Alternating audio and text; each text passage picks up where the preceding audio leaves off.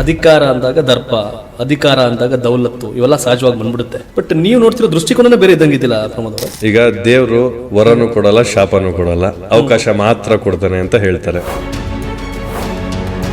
5 ವರ್ಷಗಳಲ್ಲಿ 60 ತಿಂಗಳಲ್ಲಿ ತಿಂಗಳಿಗೆ 2,000 1,20,000 ಕೊಡ್ತೀರಿ. ಸೊ ಇದನ್ನ ನೀವು ಪದ್ಮನಾಭ ನಗರದ ಮನೆಗೂ ಕೂಡ ತಲುಪಿಸೋ ಕೆಲಸ ಮಾಡ್ತಾ ಇದ್ದೀರಿ. ನಮ್ಮ ಜವಾಬ್ದಾರಿ ನಾವು ನಿಭಾಯಿಸಲಿಲ್ಲ ಅಂದ್ರೆ ಇನ್ಯಾರು ನಿಭಾಯಿಸ್ತಾರೆ? ನಮ್ಮ ಜನರ ಕಷ್ಟ.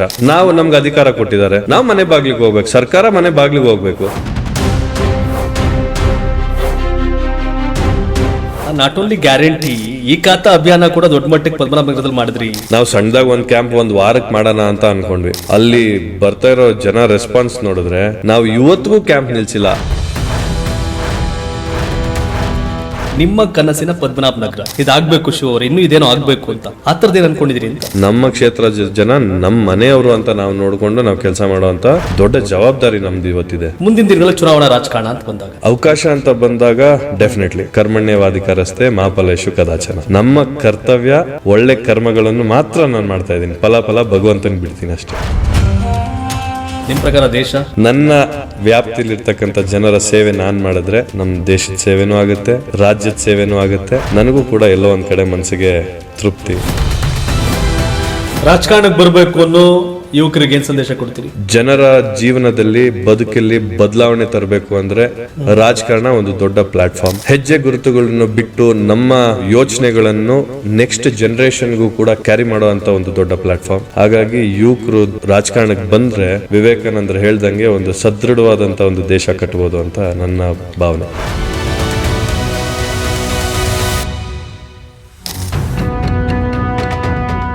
ಒಂದು ದೇಶ ಉದ್ಧಾರ ಆಗಬೇಕು ಅಂದರೆ ಆ ಯುವ ಜನತೆ, ಆ ಯಂಗ್ಸ್ಟರ್ಸ್ ನಿರ್ಧಾರಗಳಿದೆಯಲ್ಲ, ಆಲೋಚನೆಗಳಿದೆಯಾ, ಅದು ಕಾರಣ ಆಗುತ್ತೆ. ಯಾಕಂದ್ರೆ ದೇಶ ಕಟ್ಟೋದು, ಒಂದು ರಾಜ್ಯವನ್ನು ಉದ್ಧಾರ ಮಾಡೋದು, ಒಂದು ವ್ಯವಸ್ಥೆನ ಬದಲಾಯಿಸೋದಿದೆಯಲ್ಲ, ಅದು ಯುವಕರ ಪಾತ್ರ ಬಹಳ ಮುಖ್ಯ. ಯಾಕೆ ಈ ವಿಷಯ ಹೇಳ್ತಾ ಇದ್ದೀನಿ ಅಂತಂದ್ರೆ, ಕಳೆದ ವಿಧಾನಸಭೆ ಚುನಾವಣೆಯಲ್ಲಿ ಕರ್ನಾಟಕದಲ್ಲಿ ಕಾಂಗ್ರೆಸ್ ಗ್ಯಾರಂಟಿಗಳನ್ನ ಘೋಷಣೆ ಮಾಡ್ತು, ನಂತರ ಅಧಿಕಾರಕ್ಕೆ ಬಂದ ದಿನದಿಂದ ಅದನ್ನ ಜಾರಿ ಮಾಡ್ತು. ಆ ಜಾರಿ ಮಾಡಿದ್ಮೇಲೆ ಅದು ತಲುಪೋಗ್ಬೇಕಲ್ಲ ಆ ವಿಷಯ, ಆ ತಲುಪಬೇಕು ಅನ್ನೋ ಕಾರಣಕ್ಕೆ ಗ್ಯಾರಂಟಿ ಸಮಿತಿಗಳನ್ನ, ಗ್ಯಾರಂಟಿ ಏನ್ ಇಂಪ್ಲಿಮೆಂಟ್ ಆಗತ್ತಲ್ಲ, ಆ ಗ್ಯಾರಂಟಿ ಇಂಪ್ಲಿಮೆಂಟ್ ಕಮಿಟಿಗಳನ್ನ ಮಾಡ್ತು. ಆ ಕಮಿಟಿ ಆ ಕೆಲಸವನ್ನ ಮಾಡ್ಲಿಕ್ಕೆ ಕೊಡ್ತು. ಆದ್ರೆ ಅದನ್ನ ಪರಿಪೂರ್ಣವಾಗಿ 100% 224 ಕ್ಷೇತ್ರಗಳಲ್ಲೇ ನಂಬರ್ 1 ಅಂದ್ರೆ ಅದು ಪದ್ಮನಾಭ ನಗರ ವಿಧಾನಸಭಾ ಕ್ಷೇತ್ರ. ನಾನು ಆಗ್ಲೇ ಹೇಳಿದೆ, ಯುವ ಜನತೆ, ಯುವಕರ ಕೈಗೆ ಅಧಿಕಾರ ಸಿಕ್ತಾಗ ಏನಾರು ಆಗತ್ತೆ, ಶಕ್ತಿ ಇದೆ ಅಂತ. ಆ ಶಕ್ತಿ ಪದ್ಮನಾಭ ನಗರ ವಿಧಾನಸಭಾ ಕ್ಷೇತ್ರದಲ್ಲಿ ಬಳಕೆ ಆಯಿತು. ಸೊ ಈ ಕಾರಣಕ್ಕೆ ಈ ವಿಷಯವನ್ನು ಇಟ್ಕೊಂಡು ಮಾತಾಡಲಿಕ್ಕೆ ನಾನಿವತ್ತು ನನ್ನ ಈ ಒಂದು ಸಂದರ್ಶನದಲ್ಲಿ one and only Young leader Pramod Srinivas Singh ನನ್ನ ಜೊತೆ ಇದ್ದಾರೆ. ಸರ್ ನಮಸ್ಕಾರ. ನಮಸ್ಕಾರ. ಒಂದು ದೇಶ ಉದ್ಧಾರ ಆಗಬೇಕು ಅಂದರೆ ಆ ಯುವ ಜನತೆ, ಆ ಯಂಗ್ಸ್ಟರ್ಸ್ ನಿರ್ಧಾರಗಳಿದೆಯಲ್ಲ, ಆಲೋಚನೆಗಳಿದೆಯಾ, ಅದು ಕಾರಣ ಆಗುತ್ತೆ. ಯಾಕಂದರೆ ದೇಶ ಕಟ್ಟೋದು, ಒಂದು ರಾಜ್ಯವನ್ನು ಉದ್ಧಾರ ಮಾಡೋದು, ಒಂದು ವ್ಯವಸ್ಥೆನ ಬದಲಾಯಿಸೋದಿದೆಯಲ್ಲ, ಅದು ಯುವಕರ ಪಾತ್ರ ಭಾಳ ಮುಖ್ಯ. ಯಾಕೆ ಈ ವಿಷಯ ಹೇಳ್ತಾ ಇದ್ದೀನಿ ಅಂತಂದರೆ, ಕಳೆದ ವಿಧಾನಸಭೆ ಚುನಾವಣೆಯಲ್ಲಿ ಕರ್ನಾಟಕದಲ್ಲಿ ಕಾಂಗ್ರೆಸ್ ಗ್ಯಾರಂಟಿಗಳನ್ನ ಘೋಷಣೆ ಮಾಡ್ತು, ನಂತರ ಅಧಿಕಾರಕ್ಕೆ ಬಂದ ದಿನದಿಂದ ಅದನ್ನು ಜಾರಿ ಮಾಡ್ತು. ಆ ಜಾರಿ ಮಾಡಿದ್ಮೇಲೆ ಅದು ತಲುಪೋಗ್ಬೇಕಲ್ಲ ಆ ವಿಷಯ, ಆ ತಲುಪಬೇಕು ಅನ್ನೋ ಕಾರಣಕ್ಕೆ ಗ್ಯಾರಂಟಿ ಸಮಿತಿಗಳನ್ನ, ಗ್ಯಾರಂಟಿ ಏನು ಇಂಪ್ಲಿಮೆಂಟ್ ಆಗುತ್ತಲ್ಲ, ಆ ಗ್ಯಾರಂಟಿ ಇಂಪ್ಲಿಮೆಂಟ್ ಕಮಿಟಿಗಳನ್ನ ಮಾಡ್ತು. ಆ ಕಮಿಟಿ ಆ ಕೆಲಸವನ್ನು ಮಾಡಲಿಕ್ಕೆ ಕೊಡ್ತು. ಆದರೆ ಅದನ್ನು ಪರಿಪೂರ್ಣವಾಗಿ 100% 224 ಕ್ಷೇತ್ರಗಳಲ್ಲೇ ನಂಬರ್ 1 ಅಂದರೆ ಅದು ಪದ್ಮನಾಭ ನಗರ ವಿಧಾನಸಭಾ ಕ್ಷೇತ್ರ. ನಾನು ಆಗಲೇ ಹೇಳಿದೆ, ಯುವ ಜನತೆ, ಯುವಕರ ಕೈಗೆ ಅಧಿಕಾರ ಸಿಕ್ತಾಗ ಏನಾರು ಆಗತ್ತೆ, ಶಕ್ತಿ ಇದೆ ಅಂತ. ಆ ಶಕ್ತಿ ಪದ್ಮನಾಭ ನಗರ ವಿಧಾನಸಭಾ ಕ್ಷೇತ್ರದಲ್ಲಿ ಬಳಕೆ ಆಯಿತು. ಸೊ ಈ ಕಾರಣಕ್ಕೆ ಈ ವಿಷಯವನ್ನು ಇಟ್ಕೊಂಡು ಮಾತಾಡಲಿಕ್ಕೆ ನಾನಿವತ್ತು ನನ್ನ ಈ ಒಂದು ಸಂದರ್ಶನದಲ್ಲಿ one and only Young leader Pramod Srinivas Singh ನನ್ನ ಜೊತೆ ಇದ್ದಾರೆ. ಸರ್ ನಮಸ್ಕಾರ. ನಮಸ್ಕಾರ ಸರ್. ಏನು ಸಮಾಚಾರ, ಹೇಗಿದ್ದೀರಿ? ಚೆನ್ನಾಗಿದ್ದೀನಿ ಸರ್. ರಾಜಕಾರಣದ ರಕ್ತ, ಬಿಕಾಸ್ ಆಫ್ ನಿಮ್ಮ ತಂದೆಯವರು ಬೆಂಗಳೂರು ಮಹಾನಗರ ಪಾಲಿಕೆಯ ಡೆಪ್ಟಿ ಮೇಯರ್ ಆಗಿದ್ದರು. ಎಲ್ ಶ್ರೀನಿವಾಸ್ ಅವರು ಅಂದರೆ ಇಡೀ ಬೆಂಗಳೂರಿಗೆ ಗೊತ್ತು, ಅವ್ರದ್ದೇ ಆದಂಥ ಕಾಂಟ್ರಿಬ್ಯೂಷನ್ ಬೆಂಗಳೂರಿಗಿದೆ. ಬಟ್ ಪ್ರಮೋದ್ ಅವರು ರಾಜಕಾರಣ ಹೇಗೆ, ಏನು ಕತೆ, ಹೇಗೆ ಇಲ್ಲಿವರೆಗೆ ಅಂತ? ಚಿಕ್ಕ ವಯಸ್ಸಿನಿಂದ ನಮ್ಮ ತಂದೆಯವ್ರನ್ನ ನೋಡಿ ಸಹಜವಾಗಿ ಬೆಳೆದಂಥವನು. ನಮ್ಮ ಮನೆಗೆ ಹಲವಾರು ಜನಗಳು ಬೆಳಿಗ್ಗೆ ಆದರೆ ನಮ್ಮ ತಂದೆಯವ್ರು ನೋಡೋಕ್ಕೆ, ಆ ಕಷ್ಟಗಳು ಹೇಳ್ಕೊಳ್ಲಿಕ್ಕೆ, ನಮ್ಮ ತಂದೆ ಅದನ್ನು ಯಾವ ರೀತಿ ಆ ಕಷ್ಟಗಳಿಗೆ ಪರಿಹಾರ ಕೊಡೋ ಅಂಥದ್ದು ನಿಟ್ಟಿನಲ್ಲಾಗಿರ್ಬೋದು. ಮತ್ತು ನಾನು ಕೂಡ ಯಾರು ನಮ್ಮ ತಂದೆಯವ್ರನ್ನ ನೋಡೋಕ್ಕೆ ಬರ್ತಾ ಇದ್ರಲ್ಲ, ಅವ್ರ ಜೊತೆ ನಾನು ಕೂಡ ಮಾತಾಡಬೇಕಾದ್ರೆ ಅವರೆಲ್ಲ ನನಗೆ ಅಭಿಪ್ರಾಯಗಳು ತಿಳಿಸ್ತಾಯಿದ್ರು. ನಿಮ್ಮ ತಂದೆಯವರು ಈ ಥರ ನನಗೆ ಕಷ್ಟಕ್ಕೆ ನನಗೆ ಸಹಾಯ ಮಾಡ್ತಾಯಿದ್ರು, ಅವರು ಯಾವುದೇ ಒಂದು ಪ್ರಾಬ್ಲಮ್ ಬಂದರೆ ಅವ್ರು ಯಾವ ಥರ ಅದನ್ನು ನಿಭಾಯಿಸ್ತಾ ಇದ್ರು. ಸೊ ಈ ಒಂದು ಯೋಚನೆ ನಾವು ಚಿಕ್ಕ ವಯಸ್ಸಿನಿಂದ ಇದನ್ನು ನೋಡ್ಕೊಂಡು ಬರ್ತಾಯಿದ್ವಿ. ಆಮೇಲೆ ಅವರು 2001 ಎಲೆಕ್ಷನ್ ಕಂಟೆಸ್ಟ್ ಮಾಡಬೇಕಾದ್ರೆ ನಾನು ಆ್ಯಕ್ಚುಲಿ ನಮ್ಮ ತಂದೆಯವ್ರು ಏನು ಮಾಡಿದ್ರು, ನನ್ನ ಉಡುಪಿಲಿ ಒಂದು ಹಾಸ್ಟೆಲ್ಗೆ ಸೇರಿಸ್ಬಿಟ್ರು. ಸೊ ಅಲ್ಲಿಂದ ನಾನು ಬೆಂಗಳೂರಿಗೆ ಸ್ವಲ್ಪ ದೂರ ಆದೆ. ಹಾಸ್ಟೆಲ್ ಲೈಫ್ ಅಂದಮೇಲೆ ನಿಮಗೆ ಗೊತ್ತಿರ್ತದೆ, ವರ್ಷಕ್ಕೊಂದು ಸತಿ ನಾನು ಬೆಂಗಳೂರಿಗೆ ಬರ್ತಾಯಿದ್ದೆ. ಸೊ ನಾವು ಹಾಸ್ಟೆಲಲ್ಲಿ ಇದ್ದು ಕೂಡ ನಾವು ಸುಮಾರು ವಿಚಾರಗಳನ್ನು ನಾವು ಕಲ್ತ್ವಿ. ಹೇಗೆ ನಮ್ಮ ಕಾಲ ಮೇಲೆ ನಾವು ನಿಂತ್ಕೊಬೇಕು, ನಮ್ಮ ಡಿಸಿಷನ್ಸ್ ಲೈಫಲ್ಲಿ ನಮ್ಮ ಡಿಸಿಷನ್ಸ್ ನಾವು ಹೇಗೆ ಮಾಡಬೇಕು, ಡಿಪೆಂಡೆನ್ಸಿ ಬೇರೆಯವ್ರ ಮೇಲೆ ಹೇಗೆ ತುಂಬ ಡಿಪೆಂಡೆಂಟ್ ಆಗ್ದಿರ ಇಂಡಿಪೆಂಡೆಂಟಾಗಿ ಡಿಸಿಷನ್ಸ್ ಹೇಗೆ ತೊಗೊಬೇಕು, ಈ ಒಂದು ವಿಚಾರದಲ್ಲಿ ಹಾಸ್ಟೆಲ್ ಲೈಫ್ ನನಗೆ ತುಂಬ ಹೆಲ್ಪ್ ಮಾಡ್ತು. ಅದಾದಮೇಲೆ ನಾನು 10th ಸ್ಟ್ಯಾಂಡರ್ಡ್ ಮುಗಿಸ್ಕೊಂಡ ಮೇಲೆ ನಾನು ಬೆಂಗಳೂರಿಗೆ ಬಂದೆ. ಬೆಂಗಳೂರಿಗೆ ಬಂದಮೇಲೆ ನಾನು ಫಸ್ಟ್ PU ಸೆಕೆಂಡ್ PU ಇಲ್ಲೇ ಕ್ರೈಸ್ಟ್ ಕಾಲೇಜಲ್ಲಿ ಮಾಡಿ, ಆಮೇಲೆ ಇಂಜಿನಿಯರಿಂಗ್ ನಮ್ಮ BGS ಸಂಸ್ಥೆಯಲ್ಲಿ ಸಿವಿಲ್ ಇಂಜಿನಿಯರಿಂಗ್ ಮಾಡಿ, UK ಲಿವರ್ಪೂಲ್ ಯೂನಿವರ್ಸಿಟಿಲಿ ನಾನು MBA ಮಾಡಿ, ಮತ್ತೆ ವಾಪಸ್ ಬಂದು ಲೈಫಲ್ಲಿ ಏನಾದರೂ ಒಂದು ಸಾಧನೆ ಮಾಡಬೇಕು. ಬಿಸ್ನೆಸ್ ಎಲ್ಲರೂ ಮಾಡ್ತಾರೆ, ಜನದ ಬಾಯಲ್ಲಿ ನಾವು ಹೆಸರು ತೊಗೊಬೇಕಾದ್ರೆ, ಜನರ ಮನಸ್ಸಲ್ಲಿ ನಾವು ಶಾಶ್ವತವಾಗಿ ಉಳ್ಕೊಬೇಕಾದ್ರೆ ನಾವೇನಾದರೂ ಒಂದು ಸಾಧನೆ ಮಾಡಬೇಕು. ಈ ಸಾಧನೆ ನಾವು ಬಿಸ್ನೆಸ್ ಮಾಡ್ಬೋದು, ದುಡ್ಡು ಮಾಡ್ಬೋದು, ಆದರೆ ಹೆಸರು ಮಾಡೋದಕ್ಕಾಗಲ್ಲ ಅನ್ನೋ ಒಂದು ನಿಟ್ಟಿನಲ್ಲಿ ನನ್ನ ಕಣ್ಮುಂದೆ ಕಾಣಿಸ್ತಾ ಇದ್ದಿದ್ದು ಈ ಸೊಸೈಟಿಲಿ ಇಶ್ಯೂಸ್ ಏನೇನು ನಡೀತಾ ಇತ್ತಲ್ಲ, ಈ ಸೊಸೈಟಲ್ ಇಶ್ಯೂಸ್ ಮೇಲೆ ಏನಾದರೂ ಒಂದು ಅಧಿಕಾರದಲ್ಲಿದ್ದರೆ ಇದನ್ನೆಲ್ಲ ಸಾಲ್ವ್ ಮಾಡ್ಬೋದು ಅಂತ ಒಂದು ಹೆಜ್ಜೆ ಹಾಕೋಣ. ಆ ಒಂದು ನಿಟ್ಟಿನಲ್ಲಿ ನಾನು UPSC ಪ್ರಿಪ್ರೇಷನ್ ಮಾಡಿ ಒಂದು IAS ಅಧಿಕಾರಿ ಆಗಬೇಕು ಅಂತ ಒಂದು ಯೋಚನೆ ಇತ್ತು. ಓಕೆ. ಸೊ 2015 ನಾನು ಡೆಲ್ಲಿಗೆ ಹೋಗ್ತೀನಿ. ಡೆಲ್ಲಿಲಿ UPSC ಪ್ರಿಪ್ರೇಷನ್ ಸ್ಟಾರ್ಟ್ ಮಾಡಿ 1.5 ವರ್ಷ ಅಲ್ಲಿದ್ದು ಒಂದು ಎಕ್ಸಾಮ್ ಕೂಡ ಕೊಡ್ತೀನಿ. ಅಫ್ಕೋರ್ಸ್ ಎಲ್ಲ ಅಟೆಂಪ್ಟ್ಸ್ ಕೂಡ ಸಕ್ಸಸ್ ಆಗಲ್ಲ. ಏನೇ ಒಂದು ಪ್ರೊಫೆಷನ್ನ ನಾವು ಚೂಸ್ ಮಾಡಬೇಕು ಅಂದ್ಕೊಂಡಿರ್ತೀವೋ ಅದರಲ್ಲಿ ಸಕ್ಸಸ್ಸು ಇರುತ್ತೆ, ಫೇಲ್ಯೂರ್ಸು ಇರ್ತದೆ. ಸೊ ಹಾಗಾಗಿ ನಾನು UPSC ಅಟೆಂಪ್ಟ್ ಕೊಟ್ಟೆ, ಒಂದು ಸತಿ ಮೇನ್ಸ್ ಎಕ್ಸಾಮ್ಸ್ ಕೂಡ ಬರೆದೆ. ಅಲ್ಲಿಂದ ಮುಂದಕ್ಕೆ ಹೋಗ್ಲಿಕ್ಕೆ ಆಗಲಿಲ್ಲ ಕಾರಣಾಂತರದಿಂದ. ವಾಪಸ್ ಬಂದೆ ಬೆಂಗಳೂರಿಗೆ. ಬಟ್ ನನಗೆ ಡೆಲ್ಲಿಗೆ ಹೋಗಿದ್ದು, UPSC ಪ್ರಿಪ್ರೇಷನ್ ಮಾಡಿದ್ದು ನನಗಂತೂ ಒಂದು ದೊಡ್ಡ ಎಕ್ಸ್ಪೀರಿಯನ್ಸ್, ಲೈಫಲ್ಲೇ ಒಂದು ದೊಡ್ಡ ಎಕ್ಸ್ಪೀರಿಯನ್ಸ್. ನಾನು ಇವತ್ತು ಹೇಳೋದಕ್ಕಿಂತ ಜನ ಹೇಳೋದಾದರೆ, ಪ್ರಮೋದ್ನ ಇವತ್ತು ನಾವು ಯಾಕೆ ಒಳ್ಳೆಯವನು ಅಂತ ಕರಿತೀವಿ, ಮತ್ತೊಂದು anything good about Pramod Srinivas ಅಂತ ಕರೆಯೋದಾದರೆ, ಅದಕ್ಕೆ ಅಡಿಪಾಯ ಹಾಕಿದ್ದು ನನ್ನ UPSC ಪ್ರಿಪ್ರೇಷನ್. ಯಾಕೆಂದರೆ ಅಲ್ಲಿಂದ ನನ್ನ ಪರ್ಸ್ನಾಲಿಟಿ ಚೇಂಜ್ ಆಗುತ್ತೆ, ಅಲ್ಲಿಂದ ನನ್ನ ನಾಲೆಡ್ಜ್ ಚೇಂಜ್ ಆಗುತ್ತೆ, ನನ್ನ perspective on society, human relations ಎಲ್ಲ ಚೇಂಜ್ ಆಗುತ್ತೆ. ಸೊ ನನಗೆ UPSC ಪ್ರಿಪ್ರೇಷನ್ ಒಂದು ದೊಡ್ಡ ಬದಲಾವಣೆ, ಒಂದು ಒಳ್ಳೆ ಫೌಂಡೇಶನ್. ನಾನು ಅಲ್ಲಿದ್ದಾಗ ತಮಗೂ ಕೂಡ ಗೊತ್ತಿದೆ ಸರ್, 10 ಲಕ್ಷಕ್ಕಿಂತ ಜಾಸ್ತಿ ಜನ ಒಂದು ವರ್ಷಕ್ಕೆ UPSCಗೆ ಅಪ್ಲೈ ಮಾಡ್ತಾರೆ, ಅದನ್ನು ಓದಲಿಕ್ಕೆ ಅಂತ ಬರ್ತಾರೆ. ಅದರಲ್ಲಿ ತೀರಾ ಬಡತನದಿಂದ ಶ್ರೀಮಂತರ ಮಕ್ಕಳು ಕೂಡ ಬರ್ತಾರೆ. So wide range of people ನಾವಲ್ಲಿ ನಾವು ನೋಡ್ತೀವಿ. ಯಾವ್ಯಾವ ಥರ ಬಡತನ ಸರ್, ಅಷ್ಟು ಒಬ್ಬರು ರೈತರ ಮಕ್ಕಳಿಂದ ಹಿಡಿದು, ಆಟೋ ಡ್ರೈವರ್ ಮಕ್ಕಳಿಂದ ಹಿಡಿದು, ಬಸ್ ಕಂಡಕ್ಟರ್ ಮಕ್ಕಳಿಂದ ಹಿಡಿದು ಸುಮಾರು ಜನ ಅಲ್ಲಿಗೆ ಬಂದಿರೋದು ನಾನು ನೋಡಿದ್ದೀನಿ. ಅವ್ರು ಯಾವ ಥರ ಕಷ್ಟಪಟ್ಕೊಂಡು ಓದ್ಕೊಂಡು ನಾನೇನಾದರೂ ಲೈಫಲ್ಲಿ ಸಾಧನೆ ಮಾಡಬೇಕು ಅಂತ ಛಲ ಇಟ್ಕೊಂಡು ಬರೋರನ್ನ ಜಗತ್ತು ಯಾವ ರೀತಿ ತೊಗೊಂಡು ಹೋಗುತ್ತೆ ಅನ್ನೋದನ್ನು ಕೂಡ ನಾನು ಅಲ್ಲಿ ನೋಡಿದೆ. ನಮಗೇನೋ ಅನುಕೂಲವಾಗಿದ್ವಿ, ಪಾಪ ಎಲ್ಲರೂ ನಮ್ಮ ಥರ ಇರಲಿಕ್ಕೆ ಜಗತ್ತು ಅವಕಾಶ ಕೊಟ್ಟಿಲ್ಲ. ಆದರೆ ಒಂದೇ ಒಂದು ಅವಕಾಶ ಜಗತ್ತನ್ನೆಲ್ಲ ಮೀರಿಸಿ ಸಾಧಿಸ್ಬೇಕು ಅಂದರೆ ವಿದ್ಯೆ ಒಂದೇ. ಸೊ ಆ ವಿದ್ಯೆ ಪಡ್ಕೊಂಡು ಏನಾದ್ರು ಸಾಧನೆ ಮಾಡೋದು ಒಂದು ಚಾನಲ್ ಯಾವ್ದಾದ್ರು ಇದ್ದರೆ ಅದು ಅಧಿಕಾರಿಗಳಾಗೋವಂಥದ್ದು ಒಂದಿದ್ರೆ ಅದು IAS IPS UPSC platform. So ಅಲ್ಲಿ ನಾನು ನೋಡಿದೆ ಕಷ್ಟ ಹೇಗಿರುತ್ತೆ. ಈ ಕಷ್ಟಗಳಿಗೆಲ್ಲ ಸೊಸೈಟಿಲಿ ಏನಾದರೂ ಬದಲಾವಣೆ ತರಬೇಕು ಅಂದರೆ ಒಂದು ಅಧಿಕಾರ ಇರಬೇಕು. ಈ ಅಧಿಕಾರ ಹಿಡಿಬೇಕು ಅಂದರೆ ಒಂದು ಅಲ್ಲಿ ಹೋಗಬೇಕು, ಬ್ಯೂರೋಕ್ರಸಿ ಲೈನ್ಗೆ ಹೋಗಬೇಕು, ಇಲ್ಲ ಪೊಲಿಟಿಕಲ್ ಲೈನಿಗೆ ಬರಬೇಕು.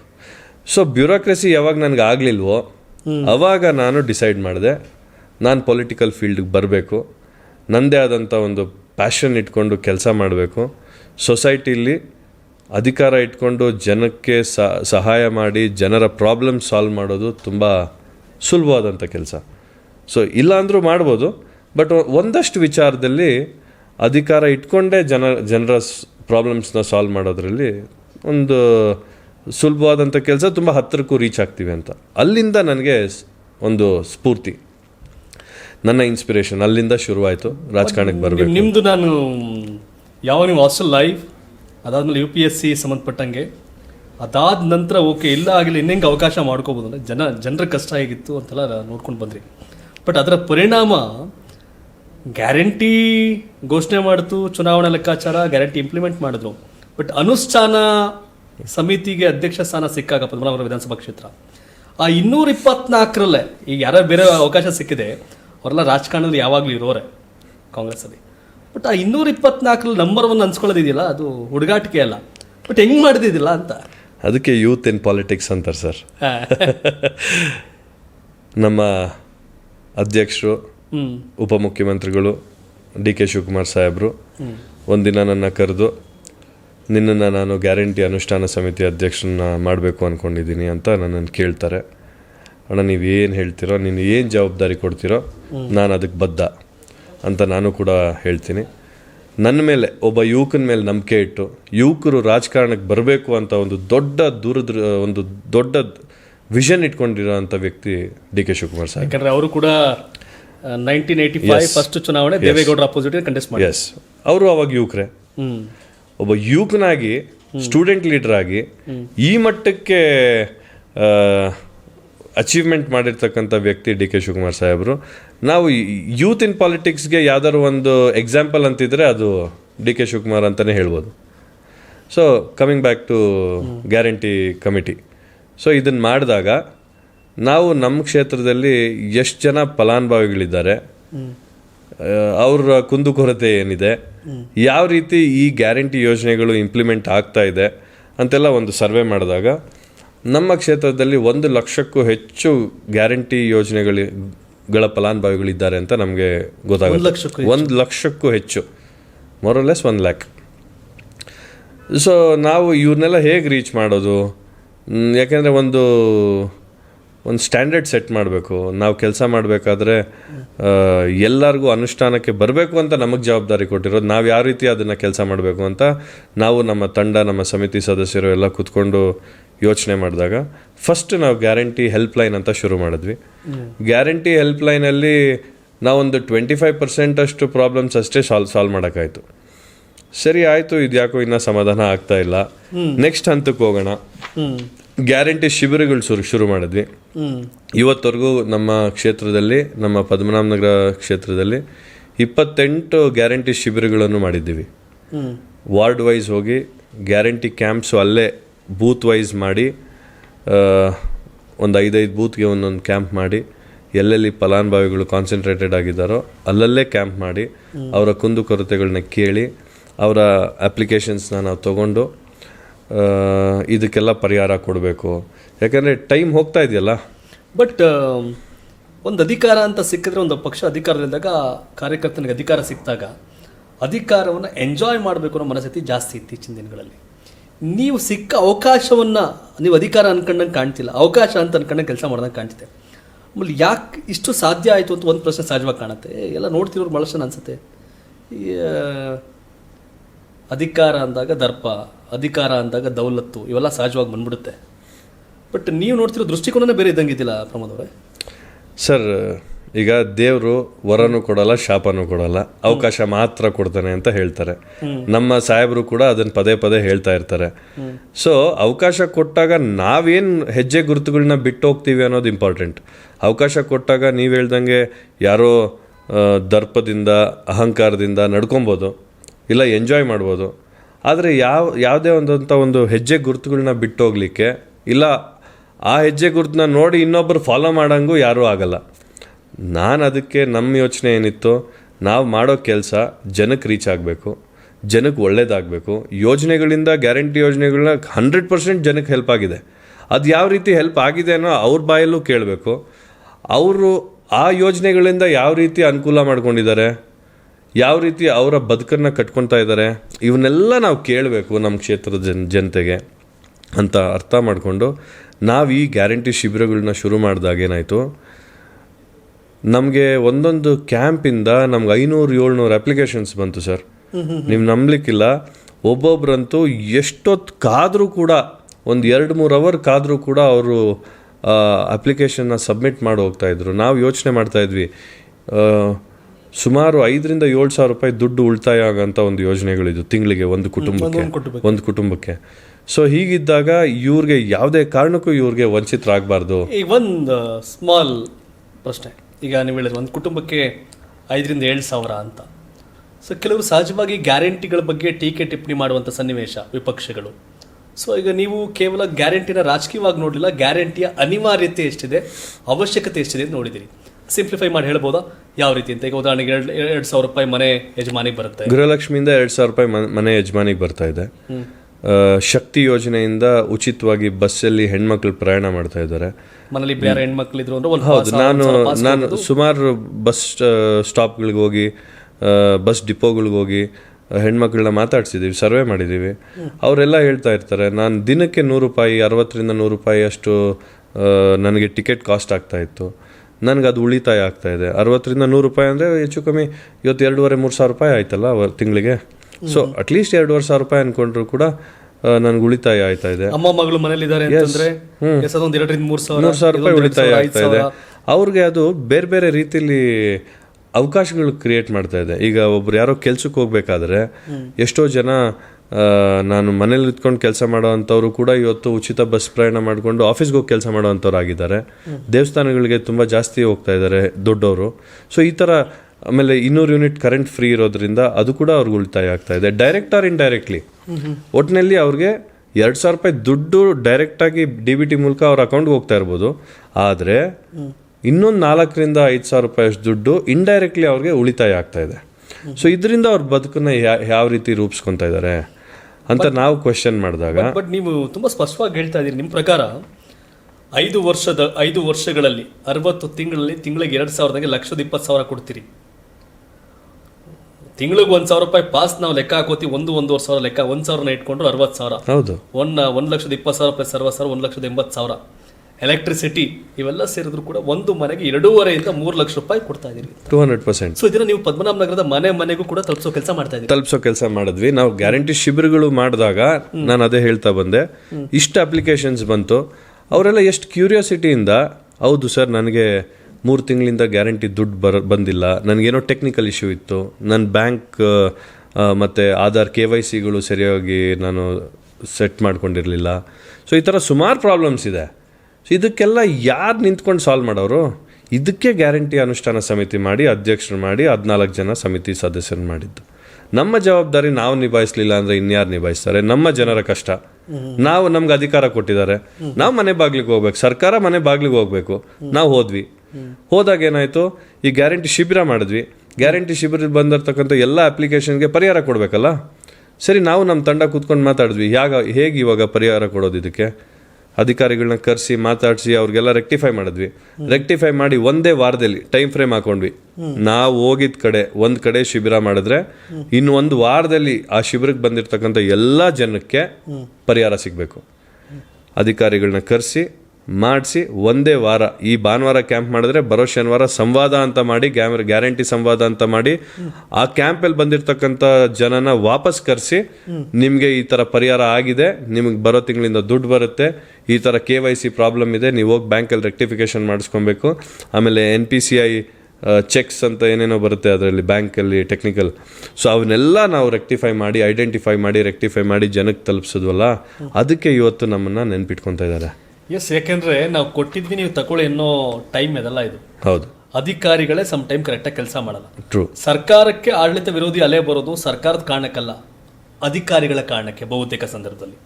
ಬಟ್ ನೀವು ಸಮಸ್ಯೆ ಎಲ್ಲಿ ಬರುತ್ತೆ ಅಂತ ನೋಡಿ ಅಲ್ಲೇ ಪರಿಹಾರ ಕಟ್ಕೊಳಕ್ಕೆ ಹೊರಟ್ರಿ ಅಂತ ಕಾಣುತ್ತೆ. ಬಿಕಾಸ್ ಆಫ್ ಒಂದು ಕ್ಯಾಂಪು ಜೊತೆಗೆ ಸಂವಾದ ಪರಿಹಾರ. ಜೊತೆಗೆ ಸಂವಾದ. ಎಷ್ಟು ಜನಕ್ಕೆ, ಎಷ್ಟು ಸಾವಿರ ಜನಕ್ಕೆ ನೀವು ನಾವು ಈ ಮಟ್ಟಿಗೆ ಇದು ಮಾಡಿದಿರಿ? ಗ್ಯಾರಂಟಿ ಕ್ಯಾಂಪ್ ಮತ್ತೆ ಸಂವಾದ ಮಾಡೋ ಅಷ್ಟೊತ್ತಿಗೆ ನಮ್ಗೆ 50% ರೀಚ್ ಆದ್ವಿ.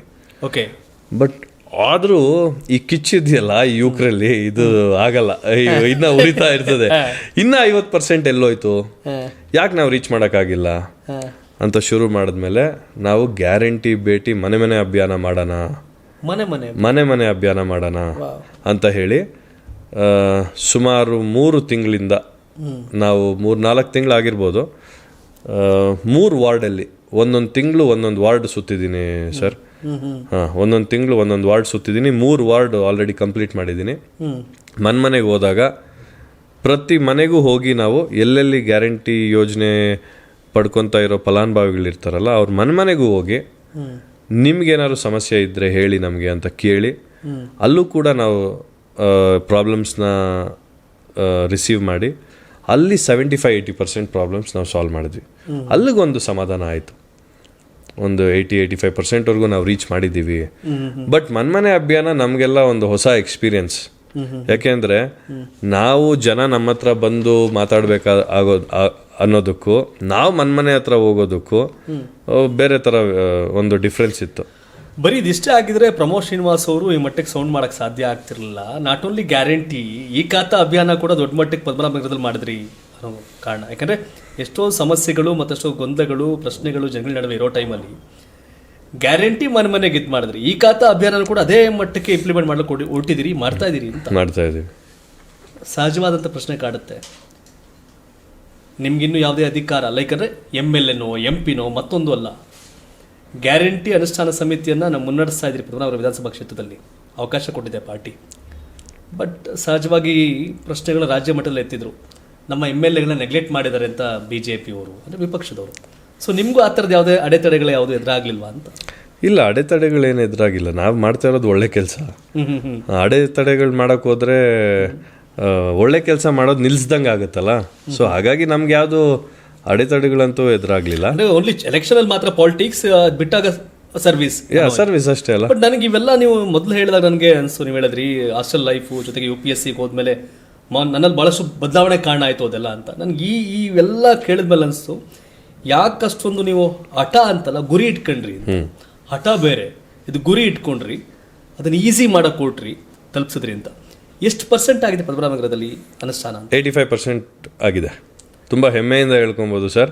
85% ಅಷ್ಟು ಇಂಪ್ಲಿಮೆಂಟೇಷನ್ ಆಗಿದೆ. ಆಮೇಲೆ ಇಂಪ್ಲಿಮೆಂಟೇಷನ್ ಆಗಿರೋ ಜೊತೆಗೆ ನಾವು ಕೂಡ ಫಲಾನುಭವಿಗಳಿಗೆ ಕೌನ್ಸಿಲಿಂಗ್ ಮಾಡಿದ್ವಿ. ಬಂದಿರೋ ದುಡ್ಡು ಏನು ಮಾಡಿದ್ದೀರಾ, ನಿಮ್ಮ ಜೀವನಗಳು ಏನಾದ್ರು ರೂಪಿಸ್ಕೊತಾ ಇದ್ದೀರಾ, ಇದನ್ನ ಬಂಡವಾಳವಾಗಿ ಇಟ್ಕೊಂಡು ಬೇರೆ ರೀತಿ ನೀವು ಸಣ್ಣ ಬಿಸ್ನೆಸ್ ಶುರು ಮಾಡಿ ಅಂತ ನಾವು ಕೂಡ ನಮ್ಮ ಫಲಾನುಭವಿಗಳನ್ನ ಕರೆಸಿ ಸಂವಾದಗಳನ್ನೆಲ್ಲ ಮಾಡ್ತಾನೆ ಇರ್ತೀವಿ. ನೀವು ನಂಬಲಿಕ್ಕಿಲ್ಲ, ನಮ್ಮ ಕ್ಷೇತ್ರದಲ್ಲಿ ಸೆಲ್ಫ್ ಹೆಲ್ಪ್ ಗ್ರೂಪ್ಸ್ ಒಂದೊಂದು ವಾರ್ಡಲ್ಲಿ ಒಂದೊಂದು ಸೆಲ್ಫ್ ಹೆಲ್ಪ್ ಗ್ರೂಪ್ಸ್ ಇವತ್ತು ಕ್ರಿಯೇಟ್ ಆಗ್ತಾ ಇದೆ. ಸೆಲ್ಫ್ ಹೆಲ್ಪ್ ಗ್ರೂಪ್ಸ್ ಕ್ರಿಯೇಟ್ ಆಗ್ತಾ ಇದೆ. ನೀವು ಗ್ರಾಮೀಣ ಭಾಗದಲ್ಲಿ ಈ ವರ್ಡ್ ಕೇಳಿರ್ತೀರಾ, ಈ ತರ ಒಂದು ಈ ತರ ನೀವು ಶುರು ಮಾಡಿರ್ತೀರಾ. ಅರ್ಬನ್ನಲ್ಲಿ ಕೂಡ ಈ ತರ ಆಗ್ಲಿಕ್ಕೆ ಸಾಧ್ಯನಾ ಅಂತ ನೀವು ಕೇಳಿದ್ರೆ ಪದ್ಮನಾಭನಗರದಲ್ಲಿ ಆಗ್ತಾ ಇದೆ.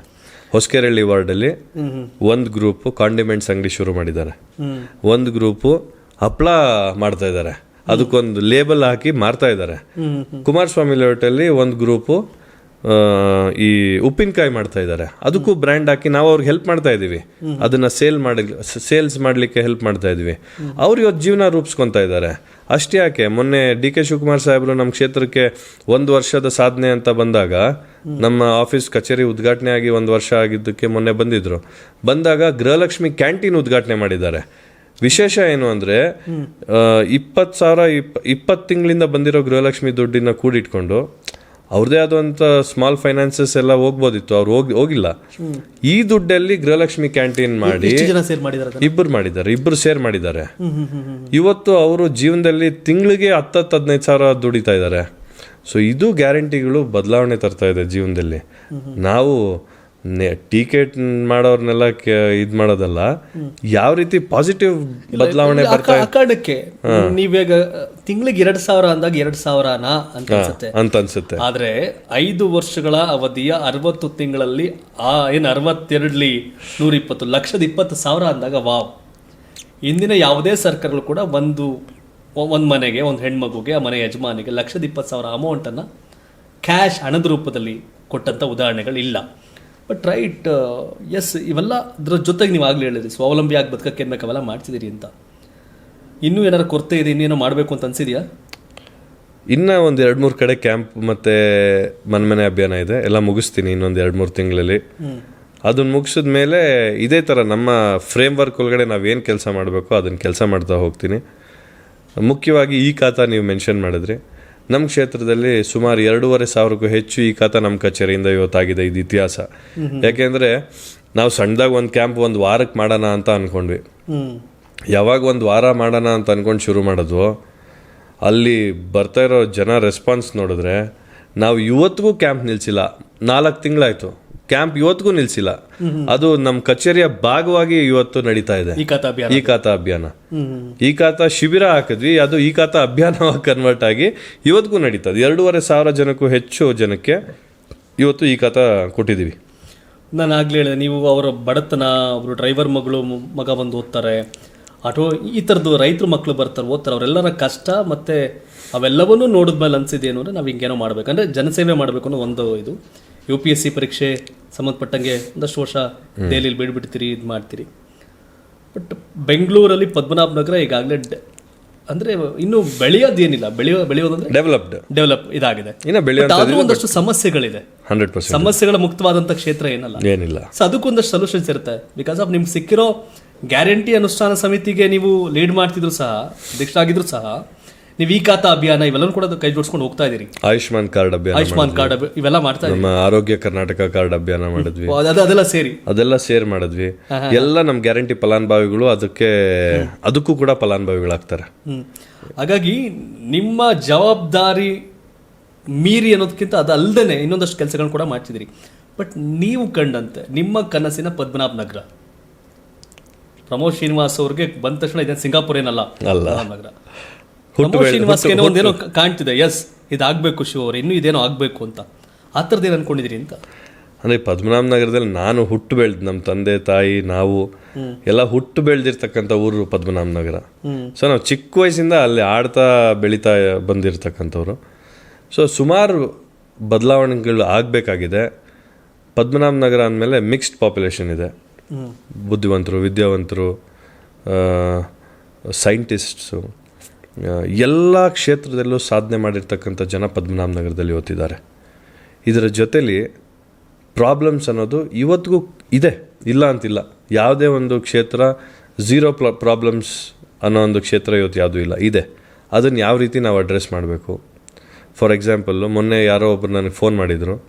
ಗೌಡನಪಳ್ಳಿದಲ್ಲಿ ಒಬ್ಬರು ರೆಸಿಡೆಂಟ್, ಅವ್ರ ಮನೆ ಹತ್ತಿರಕ್ಕೇ ಒಂದು ಟ್ರಾನ್ಸ್ಫಾರ್ಮರ್ ಪೋಲ್ ಇತ್ತು.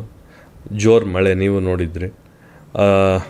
ಮಳೆ ಬಂದಾಗ ಟ್ರಾನ್ಸ್ಫಾರ್ಮರ್ ಪೋಲ್ ಬ್ಲಾಸ್ಟ್ ಆಗಿಬಿಟ್ಟಿದೆ. ಮನೆಗಳು ತುಂಬ ಹತ್ತಿರದಲ್ಲಿದೆ ಟ್ರಾನ್ಸ್ಫಾರ್ಮರ್ ಪೋಲ್ಗೆ. ರೋಡ್ ಬರೀ 20 ಅಡಿ ರೋಡ್. ಮಕ್ಕಳು ಆ ರೂಮಲ್ಲಿ ಮಲಗಿದ್ರು. ಬ್ಲಾಸ್ಟ್ ಆಗಿರೋ ಸೌಂಡ್ಗೆ ಮಕ್ಕಳಿಗೆ ಒಂಥರ ಟ್ರಾಮಾ ಆಗಿಬಿಟ್ಟಿತ್ತು. ನನಗೆ ಫೋನ್ ಮಾಡಿದ್ರು, ಪ್ರಮೋದ್ ಸರ್ ಈ ಥರ ಬ್ಲಾಸ್ಟ್ ಆಗಿದೆ, ಟ್ರಾನ್ಸ್ಫಾರ್ಮರ್ ಬ್ಲಾಸ್ಟ್ ಆಗಿಬಿಟ್ಟಿದೆ, ಮೋಸ್ಟ್ಲಿ ಏನೋ ಲೂಸ್ ಕನೆಕ್ಷನ್ ಥರ ಏನೋ ಆಗಿರ್ತದೆ, ಮಳೆ ಬೇರೆ ಜೋರಿದೆ, ನಮ್ಗೆ ಭಯ ಆಗ್ತಾಯಿದೆ ಅಂತ. ನಾನು 12 ಗಂಟೆ 7 ನಿಮಿಷದಲ್ಲಿ ನಾನು ಹೋದೆ ಜಾಗಕ್ಕೆ.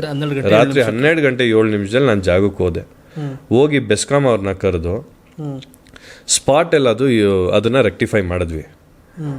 ನಾನು ಹೇಳೋದು, ನಾನು ಹೋಗ್ಬಿಟ್ಟೆ ಅಂದಿದ್ದಕ್ಕೆ ಮಾತ್ರ ನಾನು ಮಹಾನ್ ವ್ಯಕ್ತಿ ಆಗ್ಬಿಟ್ಟೆ ಅಂತಲ್ಲ. ನಾನು ಹೇಳೋದು, ಒಂದು ಸರ್ವಿಸ್ ಮೋಟೋ ಇಟ್ಕೊಂಡಿರೋರು, ಜನಕ್ಕೆ ಒಳ್ಳೇದಾಗಬೇಕು ಅಂದ್ಕೊಂಡಿರೋರು, ಅದು ಎಷ್ಟೊತ್ತಿನಲ್ಲೇ ಆಗಲಿ, ಒಂದು ಜೀವ ಅಲ್ಲೇನಾದ್ರು ಅವತ್ತು ಹೆಚ್ಚು ಕಮ್ಮಿ ಆಗಿದ್ದಿದ್ರೆ ಯಾರ ಮೇಲೆ ಬರೋದು ಸರ್? ಹಾಂ, ಸರ್ಕಾರದ ಮೇಲೆ ಬರೋದು, ಸ್ಥಳೀಯ ನಾಯಕರ ಮೇಲೆ ಬರೋದು, ಯಾರ ಮೇಲಾದರೂ ಬರೋದು. ಆದರೆ ನಮ್ಮ ಜವಾಬ್ದಾರಿ ನಾವೇನು ಮಾಡಬೇಕು, ಅದು ರಾತ್ರಿ ಹಗಲು ಅಂತ ನಾವು ನೋಡೋಂಗಿಲ್ಲ. ನಮ್ಮ ಕ್ಷೇತ್ರ ಜನ ನಮ್ಮ ಮನೆಯವರು ಅಂತ ನಾವು ನೋಡಿಕೊಂಡು ನಾವು ಕೆಲಸ ಮಾಡೋವಂಥ ದೊಡ್ಡ ಜವಾಬ್ದಾರಿ ನಮ್ಮದು ಇವತ್ತಿದೆ. ಅದಕ್ಕೆ ನಿಸ್ವಾರ್ಥ ಸೇವೆ ಅಂತ ಇರಬೇಕು ನಮ್ಮ ಮನಸ್ಸಲ್ಲಿ. ಹೋದ್ವಿ, 12:30 ಅಷ್ಟೊತ್ತಿಗೆ ರೆಕ್ಟಿಫೈ ಆಯಿತು. ಆ ರೆಸಿಡೆಂಟ್ಸ್ ಮುಖದಲ್ಲಿ ಮಂದಹಾಸ ಕಾಣಿಸ್ತು. ಅವರೆಲ್ಲ ಖುಷಿ ವ್ಯಕ್ತಪಡಿಸಿದ್ರು ನಮ್ಮ ಹತ್ರ. ಸರ್, ಈ ಥರ ನಮಗೆ ಬೇಕು ಸರ್, ಇಂಥವ್ರು ನಾವು 12 ಗಂಟೆ ರಾತ್ರಿಲೂ ಯೋಚನೆ, ನಾವು ಫೋನ್ ಮಾಡಿದ್ರೆ ನೀವು ಫೋನ್ ಎತ್ತಿ ಸ್ಪಾಟಿಗೆ ಬಂದು ರೆಕ್ಟಿಫೈ ಮಾಡೋ ಅಂಥ ನಾಯಕರು ನಮಗೆ ಬೇಕು ಅಂತ ಇವತ್ತು ಅವರೇ ಸ್ಟೇಟ್ಮೆಂಟ್ಸ್ ಎಲ್ಲ ಕೊಟ್ಟಿದ್ದಾರೆ. ನಾನು ಹೇಳ್ತಾ ಇರೋದು, ಪ್ರಾಬ್ಲಮ್ಸ್ನ ಅಡ್ರೆಸ್ ಮಾಡೋದು ಇಂಪಾರ್ಟೆಂಟ್. ಪ್ರಾಬ್ಲಮ್ಸ್ ಹಲವಾರಿದೆ. ಇವತ್ತು ರಸ್ತೆ ಗುಂಡಿಗಳಿರ್ಬೋದು, ಕಸದ ಪ್ರಾಬ್ಲಮ್ ಇರ್ಬೋದು, ಸ್ಯಾನಿಟ್ರಿ ಪ್ರಾಬ್ಲಮ್ಸ್ ಇರ್ಬೋದು. ಮಳೆ ಬಂದಾಗ ಮಾತ್ರ ನಾವು ಎಚ್ಚೆತ್ಕೊಳೋದಲ್ಲ. ಮಳೆ ಬರುತ್ತೆ, ರೈನಿ ಸೀಸನಲ್ಲಿ ಮಳೆ ಬರುತ್ತೆ, ಜೋರಾಗಿ ಬರುತ್ತೆ, ಸ್ಯಾನಿಟ್ರಿ ಬ್ಲಾಕೇಜಸ್ ಇದೆಲ್ಲ ಕಿತ್ಕೊಂಡು ಬರುತ್ತೆ. ಆವಾಗ ಏನಾಗುತ್ತೆ, ರಸ್ತೆಯಲ್ಲೆಲ್ಲ ನೀರು ತುಂಬ್ಕೊಳುತ್ತೆ. ಎಲ್ಲ ಪ್ರಾಬ್ಲಮ್ಸ್ ಇದೆ. ಇದೆಲ್ಲ ನಮಗೆ ಗೊತ್ತಿರೋದೆ, ಇದೆಲ್ಲ ನಾವು ಓದಿದ್ದೀವಿ, ಎಲ್ಲ ಫ್ಯಾಕ್ಟ್ಸು. ನಾವೇನು ಮಾಡಬೇಕು, ರೈನಿಗಿಂತ ಮೊದಲು ಸಮ್ಮರ್ ಬರುತ್ತೆ ಅಂತ ಕೂಡ ನಮ್ಮ ತಲೆಯಲ್ಲಿ ಇರಬೇಕು. ಆವಾಗಲೇ ಅದನ್ನು ರೆಕ್ಟಿಫೈ ಮಾಡಬೇಕು. ಸೊ ಇದನ್ನು ನಾವು ಈ ಪ್ರಾಬ್ಲಮ್ ಬಂದಾಗ ರೆಕ್ಟಿಫೈ ಮಾಡೋ ಬದಲು ಪ್ರಾಬ್ಲಮ್ ಬರೋದಕ್ಕಿಂತ ಮುಂಚೆನೇ ರೆಕ್ಟಿಫೈ ಮಾಡೋ ಅಂಥದ್ದಾದರೆ ಜನಕ್ಕೆ ಅನುಕೂಲ ಆಗುತ್ತೆ ಅಂತ. ಜನನಾಯಕ ಪ್ರಮೋದ್ ಶ್ರೀನಿವಾಸ್ ಆಗಲಿಕ್ಕೆ ಬಹುತೇಕ ಕಾರಣ ಆಗಿದ್ದು, ಅವಕಾಶ ಆಗಿದ್ದು, ನೀವು ಯಾವಾಗ UPSC ನೀವು ಅದನ್ನು ಗುರಿ ತಲುಪಬೇಕು ಅಂತ ಹೋಗ್ತೀರಿ, ಅದು ಮಾಡ್ಲಿಕ್ಕೆ ಹೋಗಿದ್ದ ಕಾರಣನೇ ಇವೆಲ್ಲ ಕಲ್ತ್ರಿ, ಇವೆಲ್ಲ ಮಾಡಿದ್ರಿ ಅಂತ. ಈಗ ನೇರವಾಗಿ ಡೆಲ್ಲಿಗೆ ಹೋಗದೆ ನೀವು US ಅಲ್ಲೆಲ್ಲ ಓದ್ಲಿಕ್ಕೆ ನೀವು ವಿದೇಶಕ್ಕೆ ಹೋಗದೆ ಇದ್ದಿದ್ರೆ ಈ ಥರದ್ದೆಲ್ಲ ಬದಲಾವಣೆ ಆಗ್ಲಿಕ್ಕೆ ಕಾರಣ ಆಗ್ತಿರ್ಲಿಲ್ಲ ಅಂತ. ಬಿಕಾಸ್ ಆಫ್ ನೀವು ಹೇಳ್ತಿದ್ದೀರಿ ಸಮಸ್ಯೆಗೆ ಮೂಲ ಏನು, ಸಮಸ್ಯೆ ಪರಿಹಾರ ಮಾಡೋಣ ಅಂತ. ಬಹುತೇಕ ರಾಜಕಾರಣ ಅಂದಾಗ ಬೇರೆ ಥರನೇ ಕಾಣುತ್ತೆ. ಪಾಲಿಟಿಕ್ಸ್ ಅಂದರೆ ಜನಗಳ ಭಾವನೆನೇ ಬೇರೆ. ಬಟ್ ಇಷ್ಟು ಹೊತ್ತು ಯಾರು ಪ್ರಮೋದ್ ಶ್ರೀನಿವಾಸ್ ಅವ್ರ ಬಗ್ಗೆ ಇದನ್ನು ನೋಡ್ತಾ ಇದ್ರೆ, ಈ ಮಹತ್ವಾಕಾಂಕ್ಷಿ ಅಲ್ಲ ಮನುಷ್ಯ, ಪ್ರಾಬ್ಲಮ್ಗಳು ಹೇಳಲ್ಲ, ಸೊಲ್ಯೂಷನ್ಸ್ ಹೇಳ್ತಾರೆ ಅಂತ. ಬಟ್ ನಿಮ್ಗೆ ಏನಾರು ಅನಿಸ್ತಾ ಯಾವತ್ತಾದರೂ, ಲೈಕ್ ನಾನು ನೇರವಾಗಿ ಬೆಂಗಳೂರಲ್ಲೇ ಉಳ್ಕೊಂಡು ರಾಜಕೀಯಕ್ಕೆ ಬಂದುಬಿಟ್ಟಿದ್ರೆ ಇವೆಲ್ಲ ಆಲೋಚನೆ ನನ್ನ ಕೈಲಿ ಆಗ್ತಿರ್ಲಿಲ್ಲ, ನಾನು ಅಲ್ಲಿಗೆ ಹೋಗಿ ಬಂದಿದ್ದು ಸರಿ ಅಂತ? 200% ಸರ್. ಇವತ್ತು ಒಂದು ಕಲ್ಲು ಶಿಲೆ ಆಗಬೇಕು ಅಂದರೆ ಎಷ್ಟೋ ಪೆಟ್ಟು ತಿಂದು ಅದು ಶಿಲೆ ಆಗುವಂಥದ್ದು. ಹಾಗಾಗಿ ನಮ್ಮ ಲೈಫಲ್ಲಿ ಕೂಡ ನಾವು ಒಂದು ಬೆಸ್ಟ್ ಆಫ್ ದ ಪರ್ಸ್ನಾಲಿಟಿ ನಾವಾಗಬೇಕು ಅಂದರೆ ನಾವು ಕೂಡ ನಮಗೆ UPSC ಪ್ರಿಪ್ರೇಷನ್ ಒಂದು ಆ ಪೆಟ್ಟು ಅಂತ ನಾವೇನು ಹೇಳ್ತೀವಲ್ಲ, ಹುಳಿ ಪೆಟ್ಟು ಅಂತ, ಅದು ನಮ್ಗೆ ಅಲ್ಲಿ ಕಲಿಸ್ಕೊಡ್ತು. ನಾನು ಹೇಳಿದೆ ನಿಮಗೆ, ಬಡತನದಿಂದ ಹಿಡಿದು ಒಂಥರ ವೈಡ್ ರೇಂಜ್ ಆಫ್ ಸೊಸೈಟಿ ಜನರನ್ನ ನಾವು ನೋಡಿದ್ದು, ಬಡತನ ನೋಡಿದ್ದು, ಹಂಗರ್ ನೋಡಿದ್ದು, ಹೊಟ್ಟೆಗೆ ಊಟ ಕೂಡ ಅವರು ಒಂದೊಂದು ಹೊತ್ತು ಮಾಡ್ದಿರಾ ಓದ್ತಾ ಇರೋವಂಥವ್ರನ್ನ ನಾವು ನೋಡಿ ನಾವು ಕಲ್ತ್ವಿ. ಓಹೋ, ಇದು ಈ ಸೊಸೈಟಿಲಿ ಇಶ್ಯೂಸ್ ಹಲವಾರು, ಪ್ರಾಬ್ಲಮ್ಸ್ ಸಾಲ್ವ್ ಮಾಡೋ ಒಬ್ಬ ಲೀಡ್ರನ್ನ ನಾವು, ಅಂದರೆ ಲೀಡ್ರ್ ಆಗಬೇಕು, ಸಾಲ್ವ್ ಮಾಡೋ ಅಂಥ ಲೀಡ್ರ್ ಆಗಬೇಕು ಅಂತ. ಸೊ ಜನರಲಿ ಯೋಚನೆ ಮಾಡೋದಾದರೆ ಯಂಗ್ಸ್ಟರ್ಸಲ್ಲಿ ಅದೊಂದು ಸ್ವಲ್ಪ ಜಾಸ್ತಿ ಇರುತ್ತೆ. ಯಂಗ್ಸ್ಟರ್ಸು, ವಿವೇಕಾನಂದರು ಹೇಳಿದ್ರಲ್ಲ, ಯಂಗ್ಸ್ಟರ್ಸ್ಗಿರೋ ಶಕ್ತಿನೇ ಈ ದೇಶ ಬದಲಾಯಿಸೋ ಅಂಥ ಒಂದು ಶಕ್ತಿ ಅಂತ. ಹಾಗಾಗಿ ಯಂಗ್ಸ್ಟರ್ಸಲ್ಲಿ ಶಕ್ತಿ ಜಾಸ್ತಿ ನ್ಯಾಚುರಲಿ ಇರುತ್ತೆ.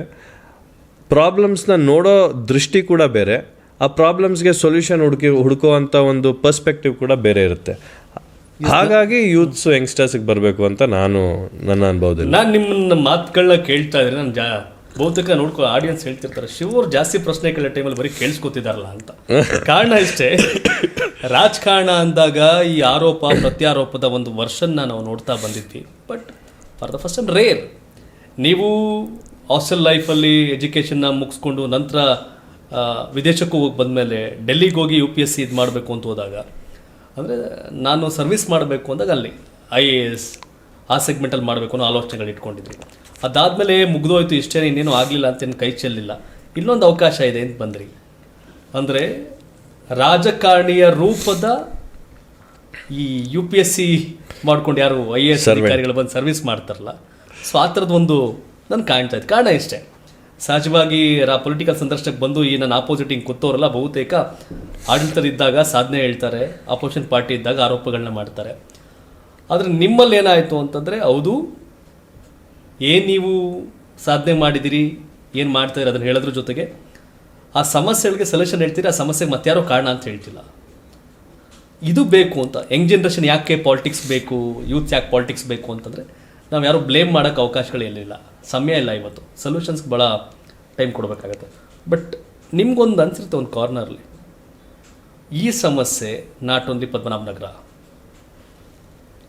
ಇಡೀ ಬೆಂಗಳೂರಿನ ದೃಷ್ಟಿಕೋನದಲ್ಲಿ ಇಟ್ಕೊಂಡು ನೋಡಿದ್ರೆ ಪ್ರಮೋದ್ ಅವರೇ, ಯಾಕಂದರೆ ಜನ ಬಯಸೋದು ಅದನ್ನೇ ಅಲ್ವಾ, ಬರೀ ಕೇವಲ ಇಷ್ಟಕ್ಕೆಲ್ಲ Bangalore problem, not only Padmanabhanagar problem ಅಂತಲ್ಲ.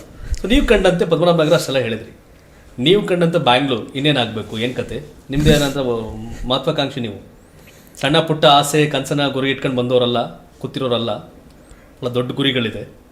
ನೀವು ಕಂಡಂಥ ಬೆಂಗಳೂರು, ನಿಮ್ಮ ಕನಸಿನ ಬೆಂಗಳೂರು. ಇವತ್ತು ಬೆಂಗಳೂರು ತುಂಬ ವೇಗವಾಗಿ ಬೆಳೀತಾ ಇದೆ.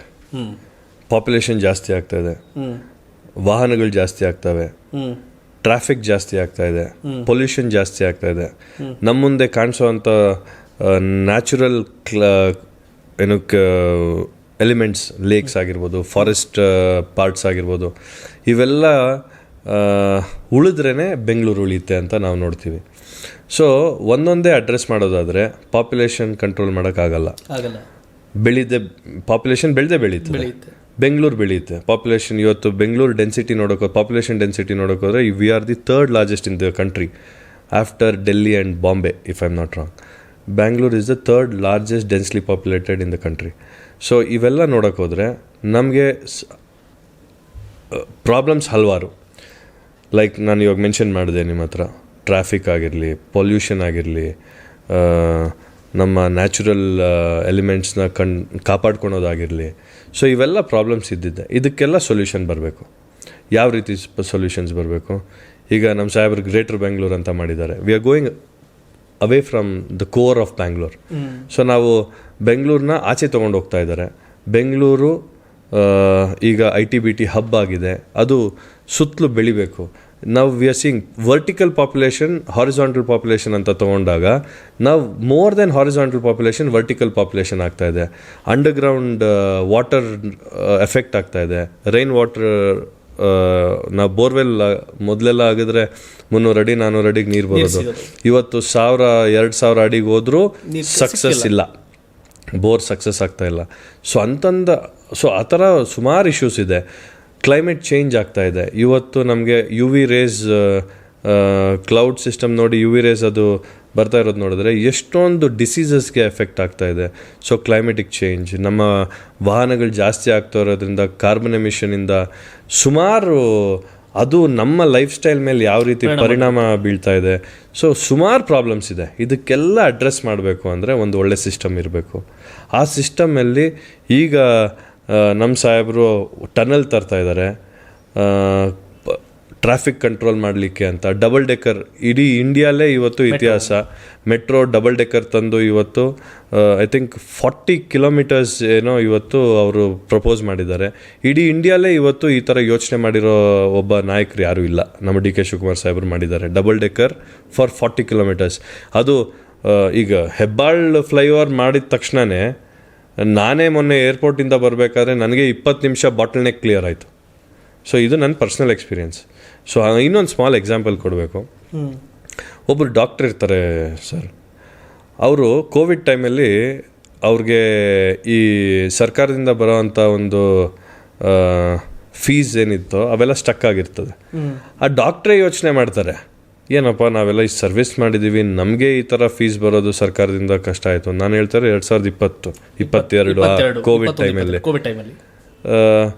ಅವರು ಒಂದು ಯೋಚನೆ ಮಾಡ್ತಾರೆ, ನನಗೊಂದು ಅಧಿಕಾರ ಇದ್ದರೆ ನಾನು ನನ್ನ ಜೊತೆ ಇರೋ ಡಾಕ್ಟರ್ಸ್ಗೂ ಕೂಡ ನಾನೊಂದು ಸಹಾಯ ಮಾಡ್ಬೋದಿತ್ತಲ್ಲ ಅಂತ. She started preparing for UPSC. In a matter of 2 years she cleared. She is now an IAS officer.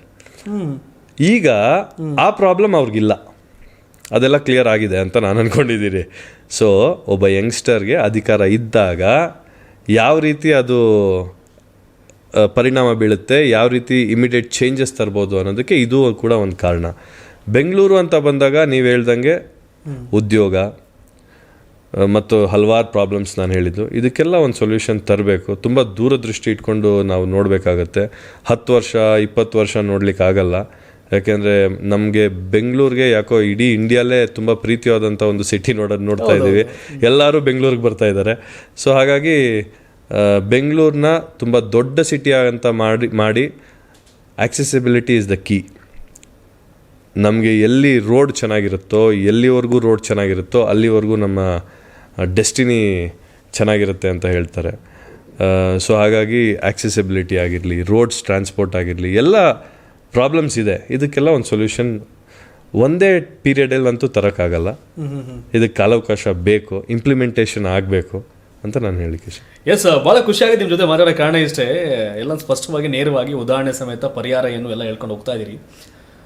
ಪಾಪ ಪ್ರಮೋದ್ ಶ್ರೀನಿವಾಸ್ ಕೇವಲ ಪದ್ಮನಾಭನಗರಕ್ಕೆ ಆಗ್ಬಿಟ್ಟಿದ್ದಾರೆ. ಲೈಕ್ ಪ್ರಮೋದ್ ಟೈಪ್ ಲೀಡರ್ಸ್ ಬೇಕು ಯಂಗ್ಸ್ಟರ್ ಅಂತ ಒಂದಷ್ಟು ಜನಕ್ಕೆ ಸಹಜವಾಗಿ ಅನ್ಸುತ್ತೆ. ಯಾಕೆ ನಿಮ್ಮ ಬೆಳವಣಿಗೆ ಮತ್ತು ನಿಮ್ಮ ಆ್ಯಕ್ಟಿವಿಟೀಸ್ ಎಲ್ಲ ನೋಡಿದವ್ರಿಗೆಲ್ಲ ನಾನು ನಿಮ್ಮದು ಫಾಲೋ ಮಾಡ್ತಿರ್ತೀನಿ, ನೋಡ್ತಿರ್ತೀನಿ. ನೀವೆಲ್ಲ ಈವೆಂಟು ಆ ಮಟ್ಟಿಗೆ ಮಾಡ್ತಿರ್ತೀನಿ. ನೀವೆಲ್ಲ ನಮ್ಮ ಸಾಹೇಬರು ಡಿ ಕೆ ಶಿವಕುಮಾರ್ ಬಗ್ಗೆ ಮಾತನಾಡ್ತಾ ಹೇಳ್ತಾ ಇದ್ರಿ. ಬಟ್ ಈ ಪಾಲಿಟಿಕ್ಸಲ್ಲಿ ನಿಮಗೆ ಸರ್ವಿಸ್, ಯಾಕಂದರೆ ಏನೇ ಯಾವುದೇ ಪ್ರತಿಫಲ ನಿರೀಕ್ಷೆ ಮಾಡದೆ ಮಾಡೋದು ಸರ್ವೀಸು, ಸೇವೆ. ನೀವಾಗಲೇ ಸೇವೆ ಮನೋಭಾವನೆಯಲ್ಲಿ ಬಂದಿಲ್ಲಿ ಕೂತ್ಕೊಂಡಿದ್ದೀವಿ. ಎಸ್. ಬಟ್ ಮೊನ್ನೆ ಒಂದು ಚರ್ಚೆ, ಯಾಕೆ ಈಗ ಇದು ಆರೋಗ್ಯಕರ ಚರ್ಚೆ ನಡೀತಾ ಇರೋ ಟೈಮಲ್ಲಿ ಒಂದು ಮಾತಂಗೆ, ಎಸ್ ಚುನಾವಣಾ ರಾಜಕಾರಣ ಅಂತಿರುತ್ತೆ. ನೀವು ಚುನಾವಣಾ ರಾಜಕಾರಣದಲ್ಲಿಲ್ಲ, ಹೌದು, ಭಾಗಿಯಾಗಿಲ್ಲ. ಹೌದು. ಮುಂದಿನ ದಿನಗಳಲ್ಲಿ ಚುನಾವಣಾ ರಾಜಕಾರಣ ಅಂತ ಬಂದಾಗ ಅವಕಾಶ ಅಂತ ಬಂದಾಗ ಡೆಫಿನೆಟ್ಲಿ. ಆದರೆ ಇವತ್ತಿನ ಪರಿಸ್ಥಿತಿಲಿ ನನಗೆ ನಮ್ಮ ಜನರ ಸರ್ವಿಸ್ ಏನಿದೆ ಅದನ್ನು ಮಾತ್ರ ನಾನು ನೋಡ್ತಾ ಇದ್ದೀನಿ. ನಮ್ಮ ಡಿ ಕೆ ಸಾಹೇಬರು ಪದೇ ಪದೇ ಹೇಳಿದ್ದಾರೆ, ನಾವು ಫಸ್ಟು ಬೂತ್ ಗೆಲ್ಲಬೇಕು, ವಾರ್ಡ್ ಗೆಲ್ಲಬೇಕು, ಆಮೇಲೆ ಕ್ಷೇತ್ರ ಗೆಲ್ಲೋದು ಅಂತ. ಸೊ ಆ ನಿಟ್ಟಿನಲ್ಲಿ ನಮ್ಮ ಮುಂದೆ ನಮ್ಮ ಫಸ್ಟ್ ಹ್ಯಾಂಡ್ ಪ್ರಾಬ್ಲಮ್ಸ್ನ, ಜನರ ಮುಂದೆ ಇರೋವಂಥ ಫಸ್ಟ್ ಹ್ಯಾಂಡ್ ಪ್ರಾಬ್ಲಮ್ಸ್ನ ನಾವು ಸಾಲ್ವ್ ಮಾಡಿದ್ರೆ ಅವ್ರ ಮನ್ಸಿಗೆ ಗೆಲ್ತೀವಿ. ಹಾಗಾಗಿ ಹಾಗೆ ಒಂದು ಸರ್ಕಲ್ ಬೆಳೀತಾ ಬೆಳೀತಾ ಬೆಳೀತಾ ಆಮೇಲೆ ನಮ್ಮ ಕ್ಷೇತ್ರದ ಜನರ ಮನಸ್ಸಿಗೆ ನಾವು ಕೂತ್ಕೊಂಡಾಗ ಅವರೇ ನಮ್ಮನ್ನು ಎಲ್ಲೆತ್ತು ಕೂಡಿಸ್ಬೇಕು ಅಲ್ಲಿ ಕೂಡಿಸ್ತಾರೆ. ನಾನು ಇವತ್ತು ಯಾವುದೇ ಕಾರಣಕ್ಕೂ ಯಾವುದೋ ಒಂದು ಆಸೆ ಇಟ್ಕೊಂಡು ನಾನು ಸರ್ವಿಸ್ ಮಾಡ್ತಾಯಿಲ್ಲ, ನಿಸ್ವಾರ್ಥವಾಗೇ ಮಾಡ್ತಾಯಿದ್ದೀನಿ. ಕರ್ಮಣ್ಯವಾಧಿಕಾರಸ್ಥೆ ಮಾ ಫಲೇಷು ಕದಾಚನ. ನಮ್ಮ ಕರ್ತವ್ಯ ಒಳ್ಳೆ ಕರ್ಮಗಳನ್ನು ಮಾತ್ರ ನಾನು ಮಾಡ್ತಾಯಿದ್ದೀನಿ, ಫಲ ಭಗವಂತನಿಗೆ ಬಿಡ್ತೀನಿ ಅಷ್ಟೇ. ಇವತ್ತಿನ ಯಂಗ್ ಜನ್ರೇಷನ್ನು ದೇಶ ಸುತ್ತನ, ಓಡಾಡೋಣ, ಎಂಜಾಯ್ ಮಾಡೋಣ ಟೈಮು. ಸಂಸ್ಕೃತ ಶ್ಲೋಕ ಸಮೇತ ಜೀವನ ಏನು, ಬದುಕೇನು, ಭವಿಷ್ಯ ಏನು ಅಂತ ಹೇಳ್ತಾ ಇದ್ದೀರಿ.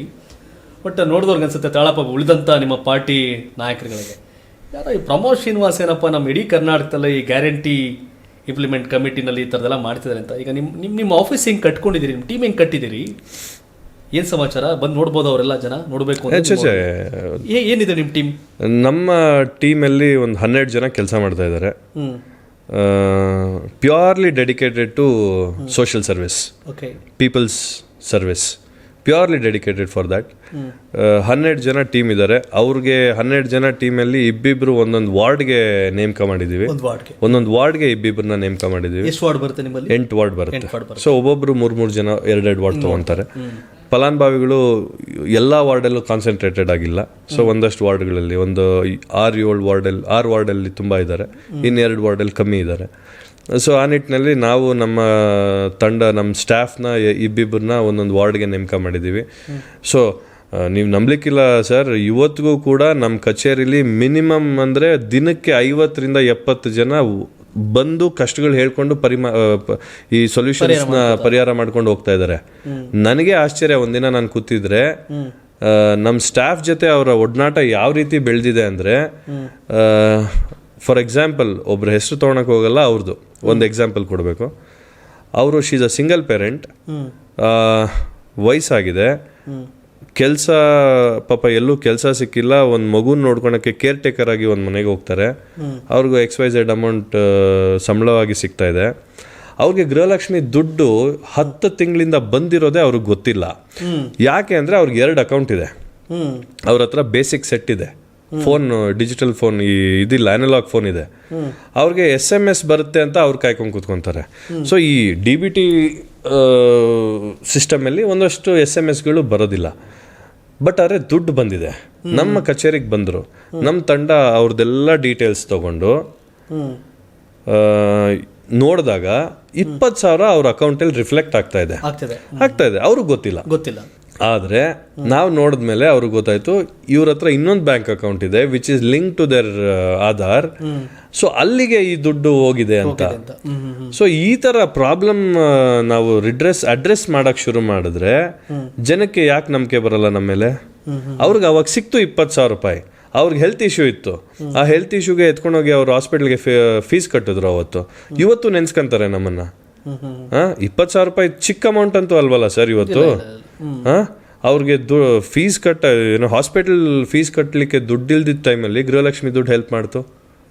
ಅವ್ರಿಗೆ ಎಲ್ಲಿತ್ತು ಅಂತ ಗೊತ್ತಿಲ್ದಿರೋ ಟೈಮಲ್ಲಿ ಅನುಷ್ಠಾನ ಸಮಿತಿ ಹೆಲ್ಪ್ ಮಾಡ್ತು. So this is all change sir.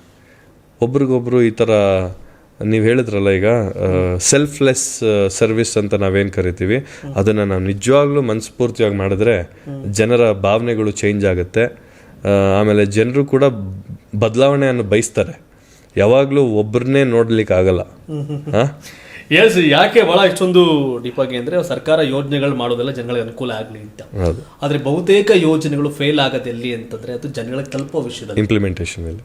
So ಈಗ ನೀವು ಗ್ಯಾರಂಟಿ ಏನು ಇಂಪ್ಲಿಮೆಂಟೇಷನ್ ಕಮಿಟಿ ನೀವು ಲೀಡ್ ಮಾಡ್ತಾ ಇದ್ದೀರಿ, ಸೊ ನಿಮಗೆ ಆದಂಥ ಒಂದಷ್ಟು ಗೊತ್ತಾಗಿರುತ್ತೆ. ಜನಗಳ ರಿಯಾಕ್ಷನ್ ಹೇಗಿದೆ ಅಂತ. First class sir. ಇವತ್ತವರೆಗೂ ನಮ್ಮ ಪದ್ಮನಾಭನಗರ ವಿಧಾನಸಭಾ ಕ್ಷೇತ್ರದ ಫಲಾನುಭವಿಗಳು ನನಗೆ ನೀವು ನಂಬಲಿಕ್ಕಿಲ್ಲ, ನಾನು ಲೂಪಲ್ಲಿ ಇಟ್ಕೊತೀನಿ ಅವ್ರನ್ನ. ಯಾವುದೇ ಒಂದು ಕಾರ್ಯಕ್ರಮಕ್ಕೂ ಕರಿತೀನಿ. ನಾನು ಫಲಾನುಭವಿಗಳ ಮಕ್ಕಳಿಗೆ ಒಂದು ಕಾರ್ಯಕ್ರಮ ಮಾಡಿದ್ದೆ ಮೊನ್ನೆ, ನಮ್ಮ ಸಂಸ್ಕೃತಿ ಅಂತ, ಪದ್ಮನಾಭನಗರ ನಮ್ಮ ಸಂಸ್ಕೃತಿ ಅಂತ. ತುಂಬಾ ಯುನೀಕ್ ಇದು.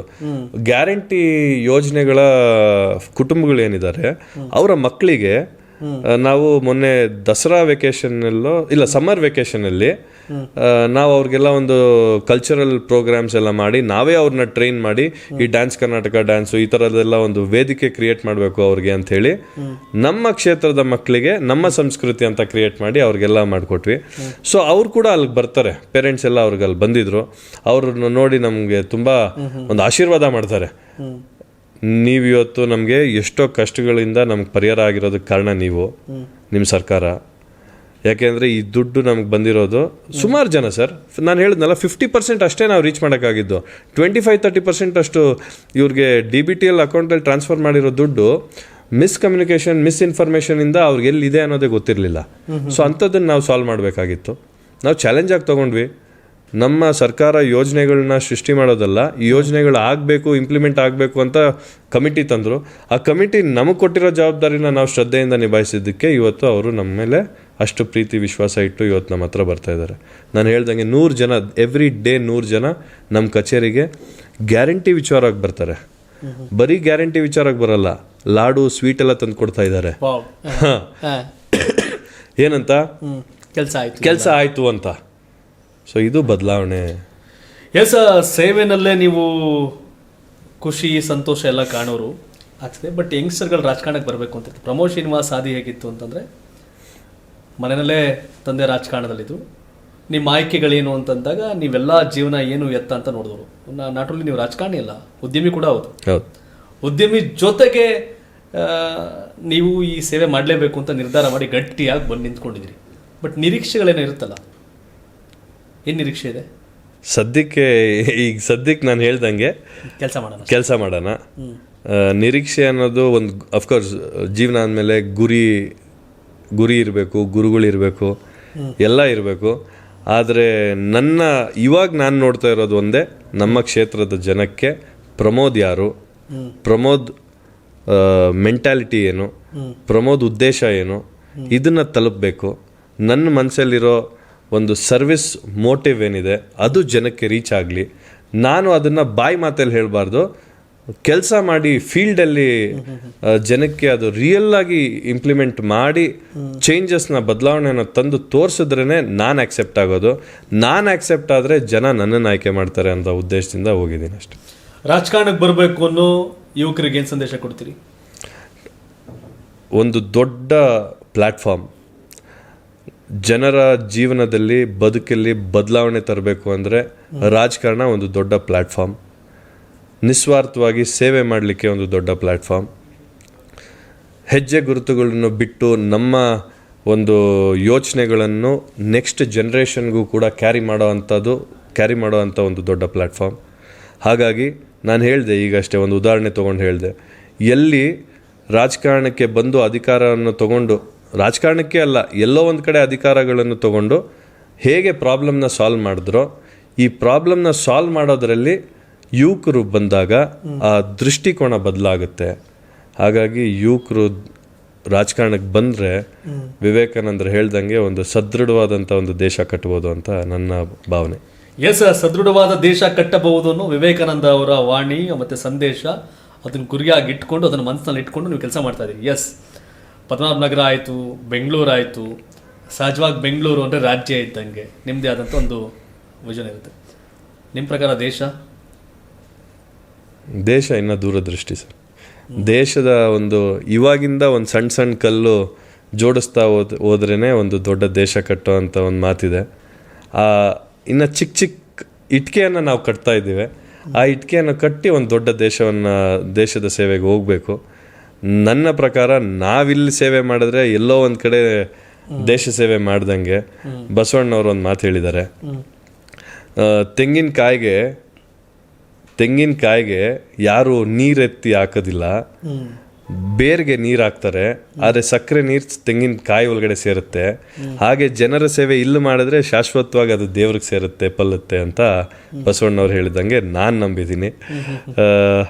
ನನ್ನ ವ್ಯಾಪ್ತಿಲಿರ್ತಕ್ಕಂಥ ಜನರ ಸೇವೆ ನಾನು ಮಾಡಿದ್ರೆ ನಮ್ಮ ದೇಶದ ಸೇವೆನೂ ಆಗುತ್ತೆ, ಜನರ ಸೇವೆನೂ ಆಗುತ್ತೆ, ರಾಜ್ಯದ ಸೇವೆನೂ ಆಗುತ್ತೆ. ನನಗೂ ಕೂಡ ಎಲ್ಲೋ ಒಂದು ಕಡೆ ಮನಸ್ಸಿಗೆ ತೃಪ್ತಿ, ನೆಮ್ಮದಿ. ರಾಜಕಾರಣ ಮತ್ತು ಸೇವೆ, ನೀವು ಯಾವ್ದು ವ್ಯಾಖ್ಯಾನ ಮಾಡ್ತೀರಿ, ಯಾವ್ದು ನೋಡ್ತೀರಿ?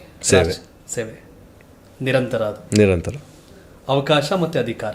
ಅವಕಾಶ ಸೃಷ್ಟಿ ಮಾಡ್ಕೋಬೇಕಾ ಇಲ್ಲ ಸಿಗತ್ತಾ? ಸೃಷ್ಟಿ ಮಾಡ್ಕೋಬೇಕು. ನಿಮ್ಮ ನಾಯಕರು ಡಿ.ಕೆ. ಶಿವಕುಮಾರ್ ಏನು ಹೇಳ್ತೀರಿ? ಒಬ್ಬ ಡೈನಮಿಕ್ ಲೀಡರ್. ಯಾರಾದರೂ ಇವತ್ತು ನನ್ನಂಥ ಯಂಗ್ಸ್ಟರ್ನೇ ಗುರುತಿಸಿ ಒಂದು ಅವಕಾಶ ಕೊಟ್ಟಿದ್ದಾರೆ ಅಂದರೆ ಒಬ್ಬ ನಾಯಕರನ್ನ ಸೃಷ್ಟಿ ಮಾಡೋರೆ ನಿಜವಾದ ನಾಯಕರು ಅಂತ ಕರೀತಾರೆ. ಅಂಥ ಸಾಲಲ್ಲಿ ಡಿ.ಕೆ. ಶಿವಕುಮಾರ್ ಸಾಹೇಬರು. ಯಾಕೆ ಅಂದರೆ ಎಷ್ಟೋ ಜನ ನಾಯಕರನ್ನ ಸೃಷ್ಟಿ ಮಾಡಲ್ಲ, ನಾಯಕತ್ವವನ್ನು ಬೆಳೆಸ್ಕೊಂಡು ಹೋಗ್ತಾರೆ, ನಾಯಕರನ್ನ ಸೃಷ್ಟಿ ಮಾಡಲ್ಲಂತೆ. ಆ ಒಂದು ನಿಟ್ಟಿನಲ್ಲಿ ನಮ್ಮ ಡಿ.ಕೆ. ಶಿವಕುಮಾರ್ ಸಾಹೇಬರು ಎಷ್ಟೋ ಜನ ನಾಯಕರನ್ನ ಸೃಷ್ಟಿ ಮಾಡಿರೋವಂಥ. ಆಮೇಲೆ ನಾವು ನೋಡ್ದಂಗೆ ಒಂದು ವಿಷನ್ ಇಟ್ಕೊಂಡು, ಒಂದು ಗುರಿ ಇಟ್ಕೊಂಡು ಇವತ್ತು ಅವ್ರು ಬೆಂಗಳೂರು ಮಿನಿಸ್ಟರ್ ಆಗಿದ್ದಾರೆ. ಬೆಂಗಳೂರಿಗೆ ಒಂದು ವಿಷನ್ ಇಟ್ಕೊಂಡಿದ್ದಾರೆ. ಅವ್ರು ನಿನ್ನೆ ನನಗೆ ಜಯನಗರದಲ್ಲಿ ಒಂದು ಕಾರ್ಯಕ್ರಮದಲ್ಲಿ ಮಾತಾಡಬೇಕಾದ್ರೆ ನಾನು ಕೇಳಿಸ್ಕೊತಾ ಇದ್ದೆ, ಅವ್ರಿಗೆ ಸಿಕ್ಕಂಥ ಅವಕಾಶದಲ್ಲಿ ಅವ್ರು ಯಾವ ರೀತಿ ಹೆಜ್ಜೆ ಗುರುತುಗಳನ್ನ ಬಿಟ್ಟು ಹೋಗ್ತಾರೆ, ಅವ್ರಿಗೆ ಅವಕಾಶ ಸಿಕ್ಕಿದಾಗ ಅವ್ರು ಮಾಡಿಬಿಡ್ಬೇಕು ಅಂತ. ಬೆಂಗಳೂರಲ್ಲಿ ಇವತ್ತು ಟನಲ್ ಪ್ರಾಜೆಕ್ಟ್ ಆಗಿರಲಿ, ಡಬಲ್ ಡೆಕ್ಕರ್ ಆಗಿರಲಿ, ಹಲವಾರು ಪ್ರಾಜೆಕ್ಟ್ಗಳು ಅವ್ರು ಇವತ್ತು ಯೋಚನೆ ಮಾಡ್ತಾಯಿದ್ದಾರೆ. ಅದು ರಿಯಲ್ ಲೀಡರ್ಶಿಪ್. ಗ್ಯಾರಂಟಿ ಯೋಜನೆಗಳು ತಂದಿದ್ದು ಕೂಡ ನಮ್ಮ ಡಿ.ಕೆ. ಶಿವಕುಮಾರ್ ಸಾಹೇಬರಿಗೆ ಅದು one of the main pillar. So ಈ ಥರ ಒಂದು ಯೋಚನೆಗಳು ಇಟ್ಕೊಂಡು, ಒಂದು ವಿಷನ್ ಇಟ್ಕೊಂಡು, ಆಮೇಲೆ ಹಠ, ಛಲ ಇವೆಲ್ಲ ನೋಡೋದಾದರೆ ನಾವು ಯುವಕರು ಇವತ್ತು ನಮಗೆ ಪ್ರೇರಣೆ. ಯಾಕೆ ಅಂದರೆ ನಾವು ಒಂದೊಂದು ಸತಿ ಡಿಮೋಟಿವೇಟ್ ಆಗ್ತೀವಿ, ನಮ್ಮ ಕೈಲಿ ಆಗಲ್ವೇನೋ. ಹೆಂಗೆ ಅರ್ಜುನ ಯುದ್ಧ ಮಾಡಬೇಕಾದ್ರೆ ಬಿಟ್ಟು ಏನೋ ಆಯುಧ ಬಿಟ್ಟು ಕೂತಿದ್ನೋ, ಅವಾಗ ಅರ್ಜುನ ಹೆಂಗೆ ಕೃಷ್ಣ ಹೆಂಗೆ ಸ್ಫೂರ್ತಿದಾಯಕನವಾಗ ಅರ್ಜುನನ ಹೆಂಗೆ ಎಬ್ಬರಿಸಿದ್ನೋ, ಆ ರೀತಿ ಇವತ್ತು ನಮಗೆ ಡಿ.ಕೆ. ಶಿವಕುಮಾರ್ ಸಾಹೇಬರು ನಮ್ಗೆ ಸ್ಫೂರ್ತಿ. ಬಟ್ ಬಹಳ ಖುಷಿಯಾದಂಥ ಸಂದರ್ಶನ. ಕಾರಣ ಇಷ್ಟೇ, ಒಂದು ರಾಜಕಾರಣದ ಆರಂಭಿಕ ಹಂತ, ಮತ್ತು ರಾಜಕಾರಣ ಅನ್ಕೊಂತ ನೀವಾಗಲೇ ಹೇಳಿದ್ರಿ ಸರ್ವಿಸ್ ಅಂತ. ಸೊ ಈ ವಿಷಯ ನೋಡಿದಾಗ ನಮ್ಗನ್ಸಿದ್ದೇನು ಅಂತಾರೆ, ಪ್ರಮೋದ್ ಶ್ರೀನಿವಾಸ್ ಅವರ ಆದಿ ಭಾಳ ಮುಂದೆ ಇದೆ, ಮಹತ್ವಾಕಾಂಕ್ಷಿ, ಏನಾಗಬೇಕು, ಏನು ಮಾಡಬೇಕು, ಏನು ಮಾಡಬಾರ್ದು ಅನ್ನೋದ್ರ ಬಗ್ಗೆ ಸ್ಪಷ್ಟತೆ ನಿಮಗಿದೆ. ಏನು ಸಂದೇಶ ಕೊಡ್ತೀರಿ ಕಡೆಯದಾಗಿ ರಾಜ್ಯದ ಜನಕ್ಕೆ ಮತ್ತು ಯುವ ಜನತೆಗೆ ಏನು ಸಂದೇಶ ಕೊಡ್ತೀರಿ ಅಂತ? ಯುವ ಜನಕರಿಗೆ ನಾನು ಹೇಳೋದು ಒಂದೇ, ನಿಮ್ಮ ಮನಸ್ಸಿನಲ್ಲಿ ಯಾವುದೇ ಒಂದು ನಿಷ್ಕಲ್ಮಶವಾಗಿ ಯಾವುದೇ ಒಂದು ಕೆಲಸವನ್ನು ಕೈ ಇಟ್ಟಾಗ ಅದನ್ನು ಶ್ರದ್ಧೆಯಿಂದ, ಭಕ್ತಿಯಿಂದ ಮಾಡಿದ್ರೆ ಅದಕ್ಕೆ ತಕ್ಕನಂಥ ಒಂದು ಫಲ ಆ ಭಗವಂತ ಕೊಟ್ಟೇ ಕೊಡ್ತಾನೆ. ನಿಮ್ಮ ಕರ್ತವ್ಯ ಏನು ಅಂದರೆ ನಿಮ್ಮ ಹೋಮ್ವರ್ಕ್, ನಿಮ್ಮ ಶ್ರಮ. ನಮ್ಮ ಹೋಮ್ವರ್ಕ್ ಏನಿದೆ ಅದು ಕಷ್ಟಪಟ್ಟು ನಾವು ಮಾಡಬೇಕಷ್ಟೆ, ಆವಾಗ ಫಲ ಭಗವಂತ ಕೊಟ್ಟೇ ಕೊಡ್ತಾನೆ. ಎಸ್ ವೀಕ್ಷಕರೇ, ಸೊ ಪ್ರಮೋದ್ ಶ್ರೀನಿವಾಸ್ ಅವ್ರನ್ನ ಭಾಳಷ್ಟು ಫಾಲೋ ಮಾಡ್ತಿದ್ದೆ. ಕಾರಣ ಇಷ್ಟೇ, ಗ್ಯಾರಂಟಿ ಇಂಪ್ಲಿಮೆಂಟ್ ಕಮಿಟಿ ಅಂತ ಸರ್ಕಾರ ಮಾಡಿದಾಗ ಏನೋ ಒಂದೆಲ್ಲೋ ಕಾರ್ಯಕರ್ತರಿಗೆ ಒಂದು ಜಾಗ ಮಾಡೋಕೆ ಮಾಡ್ತಿದ್ದಾರೇನೋ ಅಂತ ಒಂದು ಭಾವನೆ ಸಹಜವಾಗಿ, ಟೀಕೆ ಟಿಪ್ಪಣಿ ವಿಮರ್ಶೆ ಅಂತ ಭಾಗ ಬಂದಾಗ ಸಹಜವಾಗಿರುತ್ತೆ. ಆದರೆ 224 ಕ್ಷೇತ್ರಗಳಲ್ಲೇ Pramod Srinivas number 1 because of implement ಮಾಡೋದಿದೆಯಲ್ಲ, ಮತ್ತು ಮನೆ ಬಾಗಿಲು ಹೋಗಿ ಇದನ್ನು ತಗೊಳ್ಳಿ, ಸರ್ಕಾರ ಇದನ್ನು ಕೊಡ್ತಿದೆ, ನಿಮಗೆ ಬರ್ತಿಲ್ವಾ ಇದನ್ನು ಈ ಥರ ಮಾಡಿ ಅಂತ ಮನೆ ಬಾಗಿಲಿಗೆ ಹೋಗಿ ಸರ್ಕಾರವೇ ಆ ಕೆಲಸ ಮಾಡಿದಂಗೆ ಪದ್ಮನಾಭನಗರ ವಿಧಾನಸಭಾ ಕ್ಷೇತ್ರದಲ್ಲಿ ಕೆಲಸ ಮಾಡ್ತಾ ಇದ್ದಾರೆ. ಜೊತೆಗೆ 28ರಲ್ಲಿ ನಂಬರ್ 1, 224 ಕೂಡ ನಂಬರ್ 1. ಹಾಗಾಗಿ ಯುವ ಜನತೆ, ಯುವ ರಾಜಕಾರಣಿ ಆಗಬೇಕು ಅನ್ನೋ ಆಸೆ ಪಟ್ಟವ್ರಿಗೆ, ಗುರಿ ಇಟ್ಕೊಂಡವ್ರಿಗೆ, ಬಯಸೋರ್ಗೆಲ್ಲರೂ ಕೂಡ ಈ ಸಂದರ್ಶನ ಮತ್ತು ಈ ವ್ಯಕ್ತಿತ್ವ ಭಾಳಷ್ಟು ಉಪಯೋಗಕ್ಕೆ ಕಾರಣ ಆಗುತ್ತೆ. ಕಾರಣ ಇಷ್ಟೇ, ಯಾಕೆಂದರೆ ನಾವು ಯಾರನ್ನ ಫಾಲೋ ಮಾಡಬೇಕು ಅಂತ, ನಾವು ಯಾರನ್ನ ಅನುಸರಿಸ್ಬೇಕು ಅನುಕರಿಸ್ಬೇಕು ಅಂತ ಒಂದಷ್ಟು ಪ್ರಶ್ನೆಗಳು ಸಹಜವಾಗಿ ಕಾಡ್ತಿರುತ್ತೆ. ಹಾಗಾಗಿ ಸಜೆಸ್ಟ್ ಮಾಡೋದಕ್ಕಿಂತ ಆಗಲೇ ಎಷ್ಟೋ ಜನ ಪ್ರಮೋದ್ ಶ್ರೀನಿವಾಸ್ ಅವರು ಫಾಲೋ ಮಾಡ್ತಿರ್ತಾರೆ. ಕಾರಣ ಇಷ್ಟೇ, ಪ್ರಮೋದ್ ಶ್ರೀನಿವಾಸ್ ಅವರ ಆದಿ ಆ ರೀತಿ ಇದೆ, ಉದ್ಯಮಿಯೂ ಹೌದು, ಜೊತೆಗೆ ರಾಜಕಾರಣ ಅಂತ ಕರೆಯಲ್ಲ, ಇದನ್ನು ಸೇವೆ ಸರ್ವಿಸ್ ಅಂತ ಅನ್ಕೋತೀನಿ ಅಂತ. ಕಾರಣ ಇಷ್ಟೇ, ಯಾಕೆಂದರೆ UPSC ಪರೀಕ್ಷೆನ ಪಾಸ್ ಮಾಡಬೇಕು ಅಂತ ದೆಹಲಿಗೆ ಹೋಗಿ ಕೂತು ಅಲ್ಲಿ ಭಾಳ ವರ್ಷಗಳ ಕಾಲ ಅನ್ನೋದಕ್ಕಿಂತ ಇದ್ದಂಥ ಸಮಯದಲ್ಲಿ ಒಳ್ಳೆಯ ಒಡನಾಟ ಜೊತೆಗೆ ಒಳ್ಳೆಯ ವಿಷಯಗಳನ್ನ ತಗೊಂಡು ಬಂದು ಈಗ ಆ ಕೆಲಸ ಕಾರ್ಯವನ್ನು ಪದ್ಮನಾಭನಗರ ವಿಧಾನಸಭಾ ಕ್ಷೇತ್ರದಲ್ಲಿ ಮಾಡ್ತಾ ಇದ್ದಾರೆ. ಸೊ ಹಾಗಾಗಿ ರಾಜಕಾರಣದ ಹೊರತಾಗಿ ಸರ್ವಿಸ್ ಬಗ್ಗೆ ಮಾತಾಡೋಣ ಸರ್, ರಾಜಕಾರಣ ಇದ್ದಿದ್ದೆ ಅಂತಂದರು. ಹಾಗಾಗಿ ರಾಜಕಾರಣದ ಹೊರತಾಗಿ ಸೇವೆ ಅಂತ ನೋಡಿದಾಗ ಖಂಡಿತವಾಗಿ ಗ್ಯಾರಂಟಿ ಅಂತ ಕೇಳಿದಾಗ ಗ್ಯಾರಂಟಿ, ಆದರೆ ಗ್ಯಾರಂಟಿ ಅವರು ಒಂದಷ್ಟು ಸ್ಪಷ್ಟತೆ ಇತ್ತು. ತಿಂಗಳಿಗೆ 2,000 ಅಂದರೆ 5 ವರ್ಷಕ್ಕೆ 60 ತಿಂಗಳಿಗೆ 1,20,000 ಕೊಡ್ತೀವಿ ಅವ್ರಿಗೆ. ಒಂದು ಮನೆಗೆ ತಿಂಗಳ ಸರಿಸುಮಾರು 5,000 ರಿಂದ 7,000 ಸರ್ಕಾರದ್ದು ಹಣ ಹೋಗ್ತಿದೆ, ಅದನ್ನು ತಿಳಿಸೋದ್ರ ಜೊತೆಗೆ ತಲುಪಿಸೋ ಕೆಲಸವನ್ನು ಮಾಡ್ತಿದ್ದೀವಿ ಅಂತ. ತಿಳಿಸುವುದು ಬೇರೆ, ತಲುಪಿಸೋದು ಬೇರೆ. ಇವರು ತಲುಪಿಸೋ ಕೆಲಸ ಮಾಡ್ತಾ ಇದ್ದಾರೆ. ಹಾಗಾಗಿ ಥ್ಯಾಂಕ್ಸ್ ಹೇಳ್ಬೇಕು ನಿಮಗೆ. ಆಮೇಲೆ ಸಮಯ ಮಾಡ್ಕೊಂಡು ನಮ್ಮ ಸ್ಟುಡಿಯೋಗೆ ಬಂದ್ರಿ. Thank you sir. ಇನ್ನೊಂದಷ್ಟು ಜನ ವಿಷಯಗಳು ಉಳ್ಕೊಂಡಿದ್ಯಾ? ಸಾಕಾ ಇವತ್ತಿಗೆ? Yes, thank you so much sir. ಒಳ್ಳೇದಾಗಲಿ, ಒಳ್ಳೆಯವ್ರಿಗೆ ಒಳ್ಳೇದಾಗುತ್ತೆ ಅನ್ನೋ ಭರವಸೆ ನನಗೆ ಖಂಡಿತವಾಗಿದೆ. ಹಾಗಾಗಿ ನೀವು ಆಯ್ದುಕೊಂಡಂಥ ಹಾದಿ ಸರಿಯಾಗಿಯೇ ಇದೆ. ಯಾಕೆ ಅಂತಂದರೆ ಯಾರು ಉತ್ತಮರು, ಯೋಗ್ಯರು, ಅರ್ಹತೆ ಇರೋರು, ಅವಕಾಶ ಇದು ನಾನು ಬಳಸ್ಕೋಬೇಕು, ಕೆಲಸ ಮಾಡಬೇಕು ಅಂತನ್ನೋರಿಗೆ ಬೇಕು. ರಾಜಕಾರಣ ಅಂದರೆ ಕೇವಲ ಇದೊಂದು ಪಾಳೆಗಾರಿಕೆ ಕಲ್ಚರ್ ಏನಲ್ಲ, ಹೌದು, ನಾವೇ ನಮ್ಮದೇ ಅಂತೇನಲ್ಲ. ನಾವು ನಮ್ಮದು ನಮ್ಮವರು ಅಂದರೆ ಮಾತ್ರ ಎಲ್ಲವೂ ಚೆನ್ನಾಗಿರುತ್ತೆ. ಹಾಗಾಗಿ ನಾವು ನಮ್ಮವರು ನಮ್ಮದು ಅನ್ನೋ ಹಾದಿಯಲ್ಲಿ ಹೋಗ್ತಾ ಇದ್ದೀರಿ. ಏನೇ ಒಳ್ಳೇದಾಗಲಿ ಅಂತ ಹೇಳ್ತಾ ಈ ಕಾರ್ಯಕ್ರಮ ಮುಗಿಸಿ sir. Thank you so much. Thank you sir. Thank you so much. Yes ವೀಕ್ಷಕರೇ, ಏನನ್ಸುತ್ತೆ ನಿಮಗೆ ಪ್ರಮೋದ್ ಶ್ರೀನಿವಾಸ್ ಅವರ ಈ ಹಾದಿ ಮತ್ತು ಅವ್ರ ಕೆಲಸ ಕಾರ್ಯ? ತಮ್ಮ ಅಭಿಪ್ರಾಯವನ್ನು ಕಾಮೆಂಟ್ ಮಾಡಿ. ಧನ್ಯವಾದ. ಇದು ಕರ್ನಾಟಕ ಟಿವಿ, ಕನ್ನಡಿಗರ ಧ್ವನಿ.